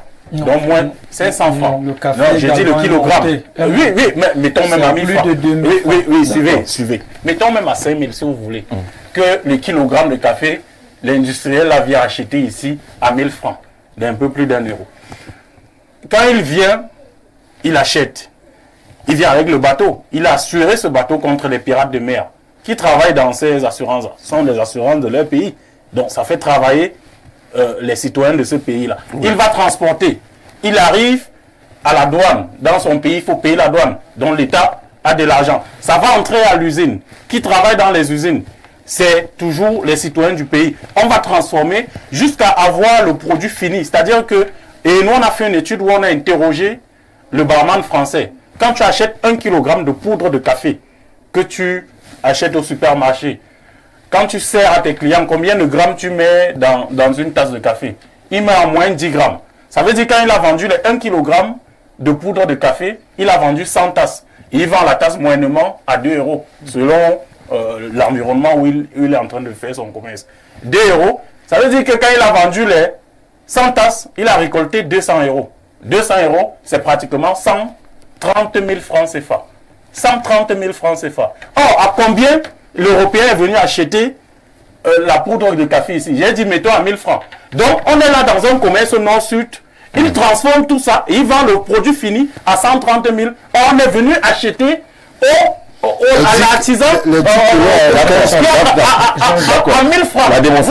C'est pour vous dire que si on transforme nos matières premières sur place, minéraux, minéralogiques, en des produits finis, je vous dis, on tue le chômage, on crée de l'emploi sur place, il y aura des usines, les jeunes vont travailler et je vous le dis, il n'y aura pas de chômage dans ce pays. Parce que on va dire à cet industriel-là que tu viens ici acheter le produit fini, on ne va pas lui vendre ça à 130 000.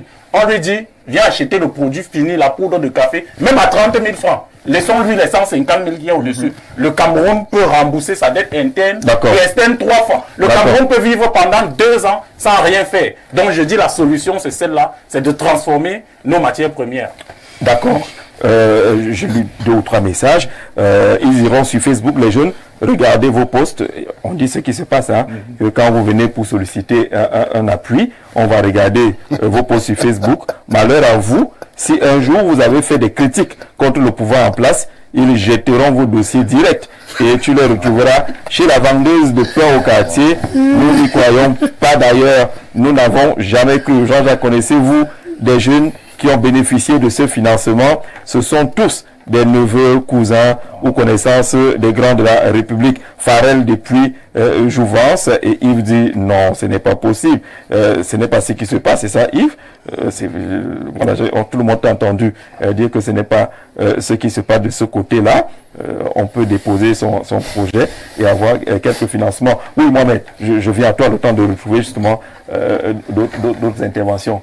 Par message, par SMS ou par WhatsApp, sur comment faire.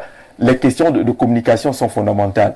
Si vous allez au ministère de la Jeunesse, vous avez ce fonds qui existe, vous avez les projets divers, nombreux, qui sont, mais le jeune qui est à Yaoundé, avant de parler de celui qui est à Ndjang, celui qui est à Yaoundé semble ne même pas être au courant.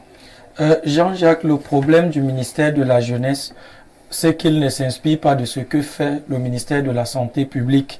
Pour avoir exercé dans des radios communautaires, je voudrais dire que le ministère de la Santé rattrape même les campements Bororo et Pygmée pour vacciner les enfants. Voilà. C'est pourquoi vous entendez qu'il y a des chiffres qui montent. Si le ministère de la Jeunesse veut toucher les jeunes, le ministère va toucher les jeunes.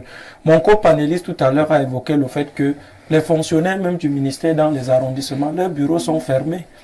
Leurs bureaux sont fermés. Les sous-préfets se plaignent chaque jour du fait que ces personnels sont affectés. S'ils sont proches de Bertois, ils résident à Bertois. S'ils sont proches de Ngelmendouka, ils résident à Bamban. Et ils vont de temps en temps rendre visite aux populations. Il y a même des jeunes en plein chef-lieu d'arrondissement qui ne connaissent pas. Projets. Ils ont des projets. Je connais le chef CMPJ, c'est comme ça qu'on l'appelle, de Hawaï, qui descend régulièrement sur le terrain. D'ailleurs, quand on voit ses postes, on voit comment il est au contact avec les populations. Mais ce qui n'est pas, Jean-Jacques, le cas de plusieurs personnes. Moi, je pense que le ministère de la Jeunesse devrait plus se faire accompagner par des experts en communication. Et moi, je prends le modèle du ministère de la Santé publique, l'OPEV, le programme élargi de vaccination. On va saluer le chef de la communication, David. Voilà, c'est David qui t'écoute là. Voilà, donc eux, ils ont réussi à toucher les bébés qui ne parlent pas. Comment le ministère de la Jeunesse fait pour ne pas toucher les jeunes qui s'expriment comme je m'exprime là? Maintenant, Jean-Jacques, je voulais renchérir sur les propos du communicant du MRC pour dire que l'État n'est pas tombé, l'État du Cameroun est debout. Le développement, c'est un processus. Nous sommes un État jeune. C'est normal que nous puissions connaître... C'est quoi, c'est la DPC qui parle?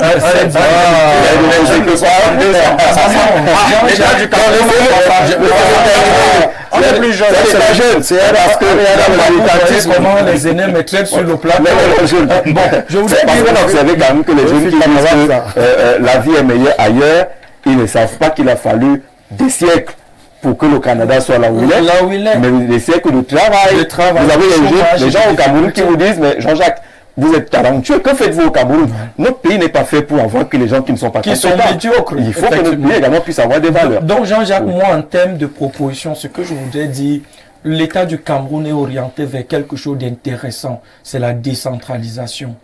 Moi, je ne suis pas satisfait d'avoir à côté de moi quelqu'un qui est assis à Yaoundé et qui parle à un jeune de Mandjou chez moi. Je ne suis pas satisfait. Aujourd'hui, dans le transfert des compétences, le ministère de la Jeunesse doit dégager toutes ces compétences vers les communes et vers la région. Je crois que le maire de chez moi est plus à même de résoudre mes problèmes qu'un monsieur qui est assis à Yaoundé. Et ce n'est pas ce transfert de compétences sans ressources que je demande. Je suis ce jeune-là qui vient ici pour demander le transfert des compétences et le transfert de ressources. Si au lieu de tenir des réunions, des colloques à Yaoundé, en Balmayo, toutes ces villes environnantes de Yaoundé, pilules de séminaires, où on parle, lorsqu'on vous dit que le chef de l'État a donné 100 milliards pour le plan triennal spécial jeune. Je remercie d'ailleurs le chef de l'État, mais je vais vous dire qu'au ministère, on va organiser au moins les colloques et les séminaires pour 30 milliards. Pourquoi organiser tout cela? Pourquoi ne pas transférer toutes ces ressources vers la commune? La commune de Doumentan, si je prends l'exemple, a 25 conseillers. Chaque conseiller représente au moins 1 à 2 villages. Vous pensez qu'un fonctionnaire du ministère de la Jeunesse est plus à même de parler à ces jeunes et de connaître leurs problèmes plus que le conseiller municipal Jean-Jacques? Mais vous avez un délégué d'arrondissement là-bas. Jean-Jacques, le délégué d'arrondissement. Il y a le chef CPMJ. Jean-Jacques, ces personnels de l'État dans la décentralisation doivent être des personnes ressources. Ils doivent venir mettre leurs compétences au service de la mairie. Mais ne dédouanons pas les mairies. On peut bien parler de l'État, mais ne dédouanons pas également les mairies qui peuvent développer des projets pour maintenir sur place les jeunes. Jean-Jacques, ils ont des ressources. Les ont des ressources. Jean-Jacques, ma proposition est la suivante. Pourquoi prendre 100 milliards et les garder à Yaoundé et dire que moi, même s'ils ont des fonctionnaires sur le terrain, ce que moi je propose, Jean-Jacques, je suis un jeune qui croit en ce pays.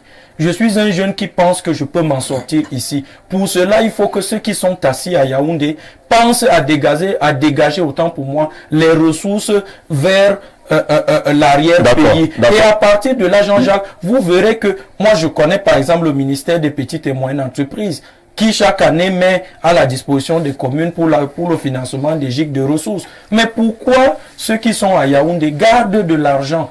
Ils gardent de l'argent pour organiser les colloques. Jean-Jacques, moi je pense on va continuer, parce qu'il doit réagir forcément.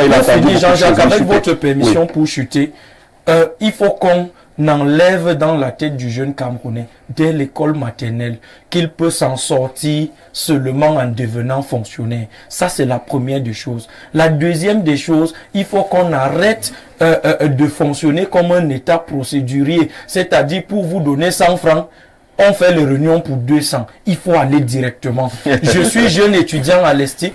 Je vais sortir. À la fin, on met en place un système qui me permet de créer un journal, par exemple spécialisé dans l'actualité de ma localité, pour permettre à ce que ça marche. Ou la promotion des peuples moraux. On a compris tout cela. Bonsoir le plateau, bon débat. Quand on dit que les jeunes ne sont pas informés, j'aimerais comprendre comment se fait-il qu'un jeune qui vit dans un coin reculé du village et réussit à avoir dans son téléphone les messages confidentiels et les très hautes instructions, mais n'arrive pas à avoir des projets qui lui sont proposés. À Tanga de Mokolo, on salue là-bas du côté de Mokolo. Tout cela pour que les jeunes ont difficilement accès à ces informations, et paradoxalement, il est facile pour n'importe qui de recevoir sans effort les très hautes instructions et tout le tapage MINICEP, FETAFOOT, ainsi de suite. Donc c'est Bonsoir Info TV. Beaucoup de jeunes qui sont dans l'élevage des poules réussissent à abandonner l'année prochaine à cause des impôts. Ils seront abandonnés l'année prochaine à cause des impôts. Bonsoir le panel, très belle thématique. Prière d'afficher de temps en temps le nom de vos panélistes. Voilà, c'est compris. Saïd de Garoua, qui veut certainement noter le nom de monsieur le directeur du ministère. Bonsoir, l'immigration des jeunes au Canada est le fait que la plupart ne veulent pas faire des efforts. Les Camerounais, pour la plupart des jeunes, ne veulent pas entreprendre. En plus, les Camerounais veulent être tous riches. Alors, le Cameroun a des opportunités, alors que le Cameroun a des opportunités qui demandent à mettre en valeur. Je suis enseignant à Loïs de Ouaban, qui dit que les Camerounais sont paresseux, ils veulent être riches là maintenant. Quand on nous laisse, qu'est-ce qu'il dit dès le départ? Bonsoir à vous sur le plateau. Je suis Fred Loïc Fouman. Je veux savoir comment faire pour intégrer votre action de bonne volonté. J'ai une petite entreprise, je produis, c'est pas une action de bonne volonté, c'est des projets et des programmes. Je produis le poisson et maintenant je suis victime d'une énorme perte. En 2024, je veux que vous me relanciez cette activité-là, les Afumban, hein. Et s'il vous plaît, quand j'ai soumis mon problème au gouvernement, ils m'ont demandé que je veux l'argent pour fuir le pays et ne pas revenir. Quand nous on laisse ce genre de choses-là, en tout cas, on a compris ce qu'il est en train d'indiquer dans son message. Bonsoir à tous. Merci a priori pour la pertinence du thème et de son actualité. Que peut attendre une jeunesse hypocritement qualifiée de fer de lance de la nation d'un gouvernement klepto-générateur, les mots compliqués, gérontocratique? Là, ça vous ressemble, là. C'est les expressions qui sortent très facilement. Hein. Même quand il y a des projets pour jeunes, on l'octroie de manière discriminatoire et au gré du faciès. Du faciès. Les jeunes n'ont pas d'alternative que de migrer. Docteur Ndam Amadou, du côté de Fumban, qui nous parle de la sélection au faciès. Lorsqu'on vient à les projets, ça vous concerne, hein? Ouais, moi je vais réagir par rapport à si possible. Allez-y. D'abord, je vais commencer par mon cher Ali, pour lui dire que voilà, c'est ça en fait l'un des problèmes qu'on a aujourd'hui, le manque, la qualité de l'information que nous manipulons. Je pense qu'il y a un déficit d'information de la part des acteurs. Parfois, c'est les informations que nous avons à nos dispositions ne sont pas toujours tirées de la bonne source. Donc moi, je vais dire clairement ici que 90% des ressources du plan d'intervention spécial jeune sont dédiées au financement. On ne fait pas de séminaires, on ne fait pas... Voilà. Tous les jeunes qui sont bénéficiaires vont ouvrir un compte bancaire, on leur fait le virement, les financements qui ont été arrêtés par rapport à la maturation de leur projet, par rapport à la procédure qui est définie dans le cadre de ces financements-là. 90%. Autre chose aussi, les jeunes se situent dans les villages, dans les arrondissements qui sont coiffés par les mairies. Tous les jeunes qui sont financés, il n'y a pas une ville qui n'est pas dans un arrondissement, il n'y a pas un arrondissement qui n'est pas dans une ville. Quand on parle de urbanisme, c'est Yaoundé 7, c'est Yaoundé 6, ce sont des communes. À l'intérieur des communes, il y a des jeunes qui sont dans les quartiers, ainsi de suite. Donc, pour la logique de la décentralisation, tous les jeunes qui sont financés, bénéficiaires du plan d'intervention spécial jeunes, sont dans les communes, dans les villages des communes. Je vais prendre l'exemple du domaine de l'agriculture. Le plan d'intervention spécial jeunes finance des villages pionniers qui sont des espaces, n'est-ce pas, de grande superficie autour duquel est développée, n'est-ce pas, une filière qui peut être le manioc, la banane, le plantain. Mais ceux qui nous écrivent, Yves, disent que ceux qui bénéficient de ces financements sont des miraculés. Que les autres... Ceux qui bénéficient de ces financements, ce sont ceux qui ont confiance en l'État. C'est ceux qui vont vers l'État, ceux qui échangent avec l'État, c'est ceux qui se font accompagner, n'est-ce pas? Notre ami le Fambali qui est venu là demander l'argent avec toi là. C'est sûr que tu veux partir avec la... Bon, je sais pas quelle est la relation qui l'entretient. On a regardé, on a compris que le type justement, on évoquait tout à l'heure un ensemble de valeurs que les jeunes, que nous souhaitons que les jeunes développent. Notamment, pourquoi vous ne communiquez pas assez sur les success stories? Le jeune veut voir quelqu'un qui est parti de nulle part, qui a bénéficié du plan triennal jeune qui dure depuis des années et qui a réussi à monter quelque chose. Exactement, c'est l'occasion justement de la mise en place d'un salon dans lequel vous avez des icônes, des jeunes qui sont seniors, qui ont bénéficié du plan spécial jeune, qui transmettent, n'est-ce pas, les compétences, qui essayent d'accompagner les autres jeunes à limiter ou alors à contourner les obstacles qui pourraient, n'est-ce pas, entraver le développement de leur projet. Si les jeunes vont dans les salons, vont dans les activités, participent à ces activités, c'est dans des salons, dans des foires qui sont organisés à leur intention, qui vont rencontrer leur père, qui vont se connecter avec d'autres jeunes, qui vont leur dire, le plan triennal, tous ces projets-là, c'est la vérité. Nous avons commencé comme ça, voilà comment nous sommes passés et nous avons réussi. Nous allons tenir votre main, jeune à jeune, et nous allons vous accompagner pour que à la fin... Ali, c'est la question de communication. Pour finir la question de cette question de communication qui paraît quand même fondamentale, le ministère de la Jeunesse a combien de programmes pour les jeunes aujourd'hui? Le ministère de la Jeunesse a une dizaine de programmes. Et chaque programme attaque un problème spécifique en matière d'insertion. Une dizaine de programmes. Oui. Ali connaît combien de programmes du ministère de la Jeunesse? Jean-Jacques, pratiquement aucun. Pourquoi vous ne connaissez pas l'OPAGER U? C'est au ministère de la Jeunesse? Effectivement. L'OPAGER U, on a entendu parler. Moi, je voudrais également dire aux responsables du MINJEC que le ministère de la Jeunesse, quand je parle de décentralisation, c'est une façon de désengager l'État central. Jean-Jacques, aujourd'hui, pour avoir le titre foncier, il faut avoir 40 ans. Moi qui ai à peine 27 ans, je fais comment? Non, Jean-Jacques, je veux revenir sur un problème sérieux. Un projet se met en place au sol et non au ciel. Alors, comment on fait pour donner de l'argent à un jeune qui ne peut même pas justifier d'un titre foncier? La solidarité... Ça ne concerne pas je voudrais attirer l'attention de Jean-Jacques. Vous souhaiterez que l'État accorde des facilités pour avoir accès foncier. Je suis d'accord avec Jean-Jacques.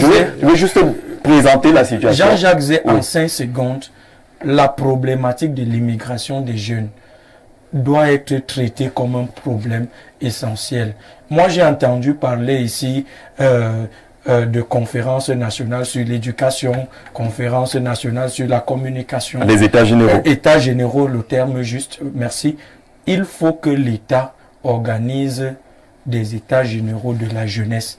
Et là, on fait intervenir tous les partis. Mais nous, on est dans la communication, les résultats des États généraux de la communication jusqu'à présent. Voilà. Alors, il y a une dizaine de programmes au ministère de la Jeunesse. Il y a d'autres départements ministériels qui ont des programmes pour les jeunes, pour le soutien au projet. Le MINADER en a suffisamment. Le ministère de l'élevage, des pêches et des industries animales en a. Le ministère que vous aimez bien, le ministère des PME, a également des projets de ce côté-là. Il y a beaucoup de projets jeunes, mais le jeune semble être totalement étranger de cette affaire-là, Patrick.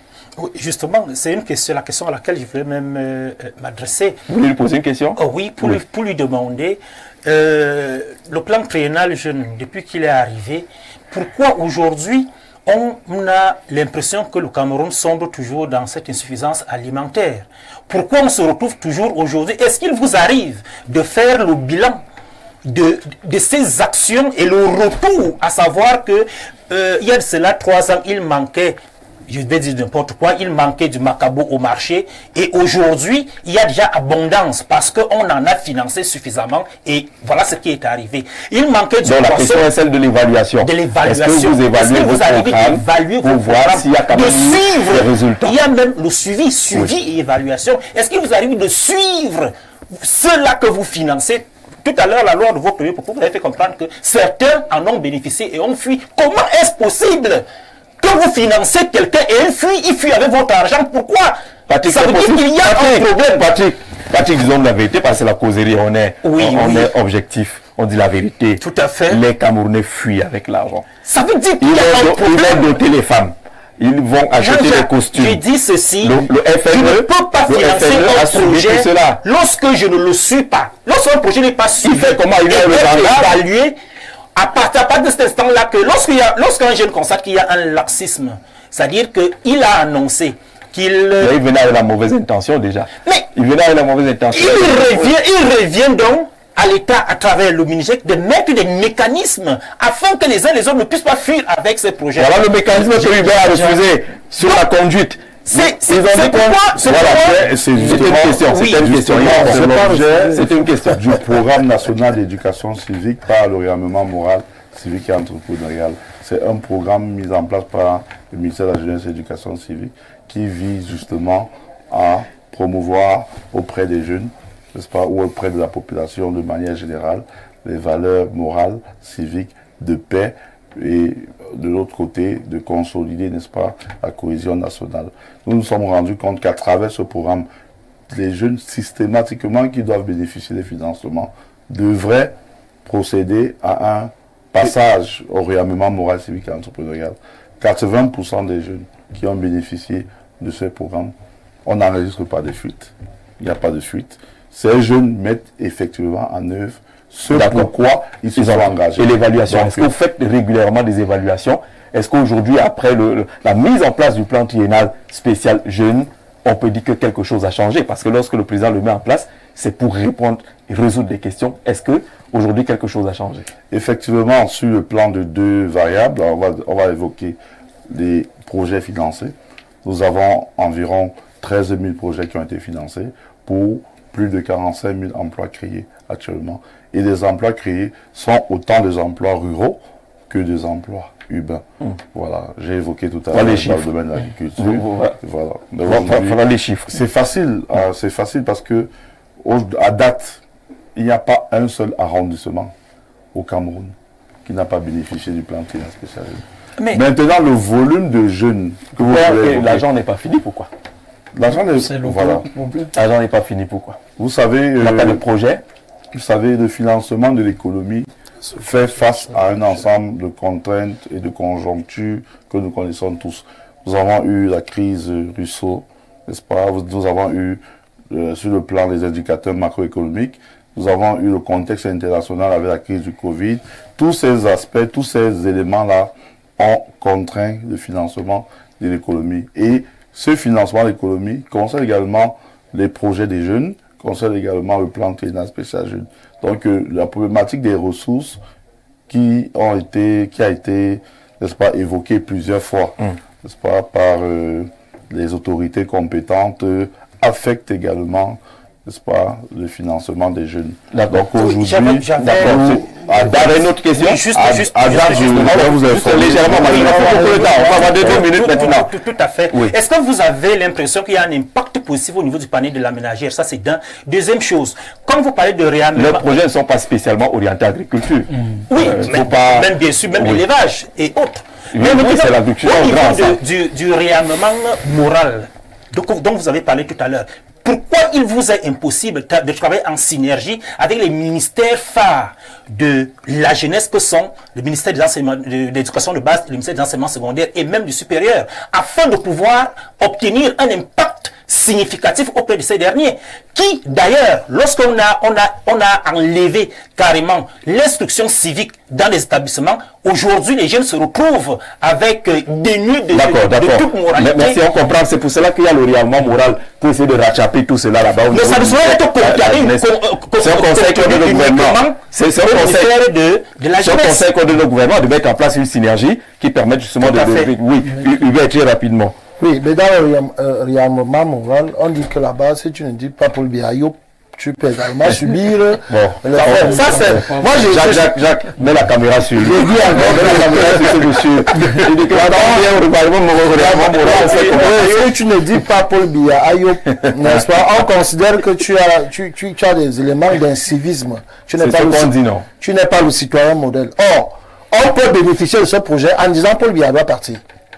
On est dans l'expression du citoyen normal qui est enraciné dans un processus démocratique. Ça veut dire que dans les dossiers, il y a quand même là-haut même mention. On a quelqu'un vous a dit comment on va parler votre page Facebook. Si votre page Facebook est comme celle du Béanvolo, où hier j'ai mis 20 personnes qui ont quasiment dans la plus petite à 80 ans. Il charge aussi. Ça me peine. Obligé de mettre ça. Non, je ne dis pas que je suis obligé de mettre. Je suis en train de décrier. Ça ne doit pas être conditionné. Moi, c'est un message qu'on passe à ceux qui gèrent cette affaire. Je suis d'accord. Que ça s'adresse à tous les Camerounais. Il n'y a pas d'opposants. Il n'y a pas d'opposants. C'est la jeunesse camerounaise qui a bénéficié. Parce que moi, j'ai que des entreprises. Je vais justement recruter mes frères, même s'ils sont tous opposants. On va les indiquer, on va les compter dans les 43 millions de, c'est pas trop, 43 000 emplois, in fine. J'ai un autre problème, on parle de projet. Qu'est passé, ou alors qu'est devenu le projet de l'impôt substitution?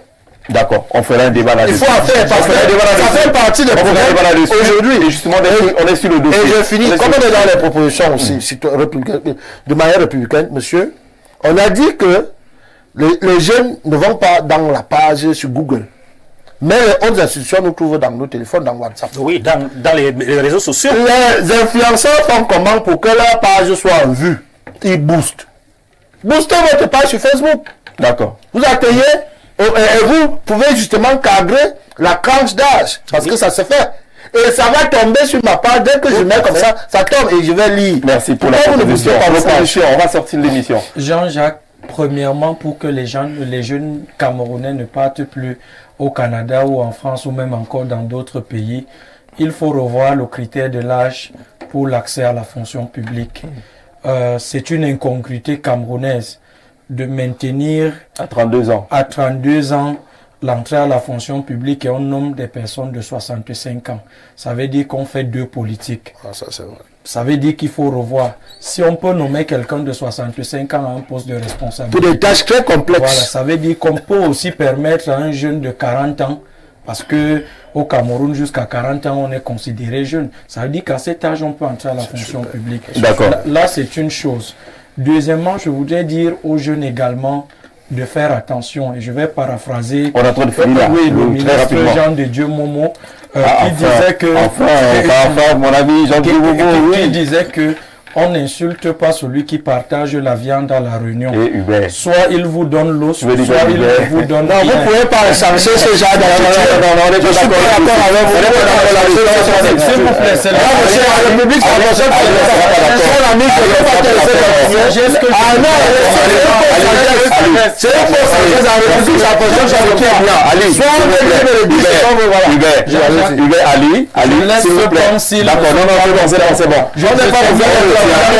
retient. En une seconde, Jean-Jacques, avec ta position. Il ne faut pas politiser la politique de la vision. Ce que je dis. Ali, merci. Parce que là, le temps. Là, on va dire quelque chose. Jean-Jacques, en un mot. Il ne faut pas être cette jeunesse qui refuse la parole. Jean-Jacques, en un mot. Que la réserve. Allez, continuez. Celui qui partage les autres, ça va pour la réforme de quoi? Que la réforme avec la CNPT. On l'a déjà dit. Allez, politiser celui qui partage les autres. Maurice, ça va sortir l'émission. Ali, merci. Merci. Non, il ne faut pas que les 60 ans. On ne va pas comment la politique sur ce plateau. Je suis libre également dans la sauf qu'on ne savait pas où il y avait une casquette pour merci, on a tout chuté. Ali, c'est un jeune de l'ESTIC, c'est un bac 2017. J'en ai eu 10 ans un peu plus tôt. Ouais, c'est bon, c'est bon. 2008, on lui pardonne. Le mien est plus vieux. On lui pardonne son impère sur ce plateau. Je pense que aujourd'hui, tout ce qui est fait pour vous, sans vous, est forcément contre vous. C'est clair. Le jeune de 65 ans qui gère le ministère de la jeunesse ne peut pas comprendre ce que tu viens de dire là, Hubert. Booster la communication sur les pages. Il ne peut pas comprendre ça. Mais là, il a une équipe pour cela. Je vais donner la communication là-bas. C'est lui.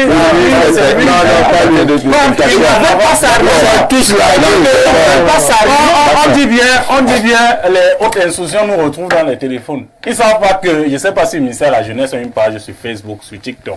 Tout ça. Et vous mettez un peu d'argent là. Maintenant, vous allez savoir. Je vous dis, ça vous rattrape. C'est-à-dire qu'aujourd'hui, les gens n'ont pas besoin de venir vers l'information.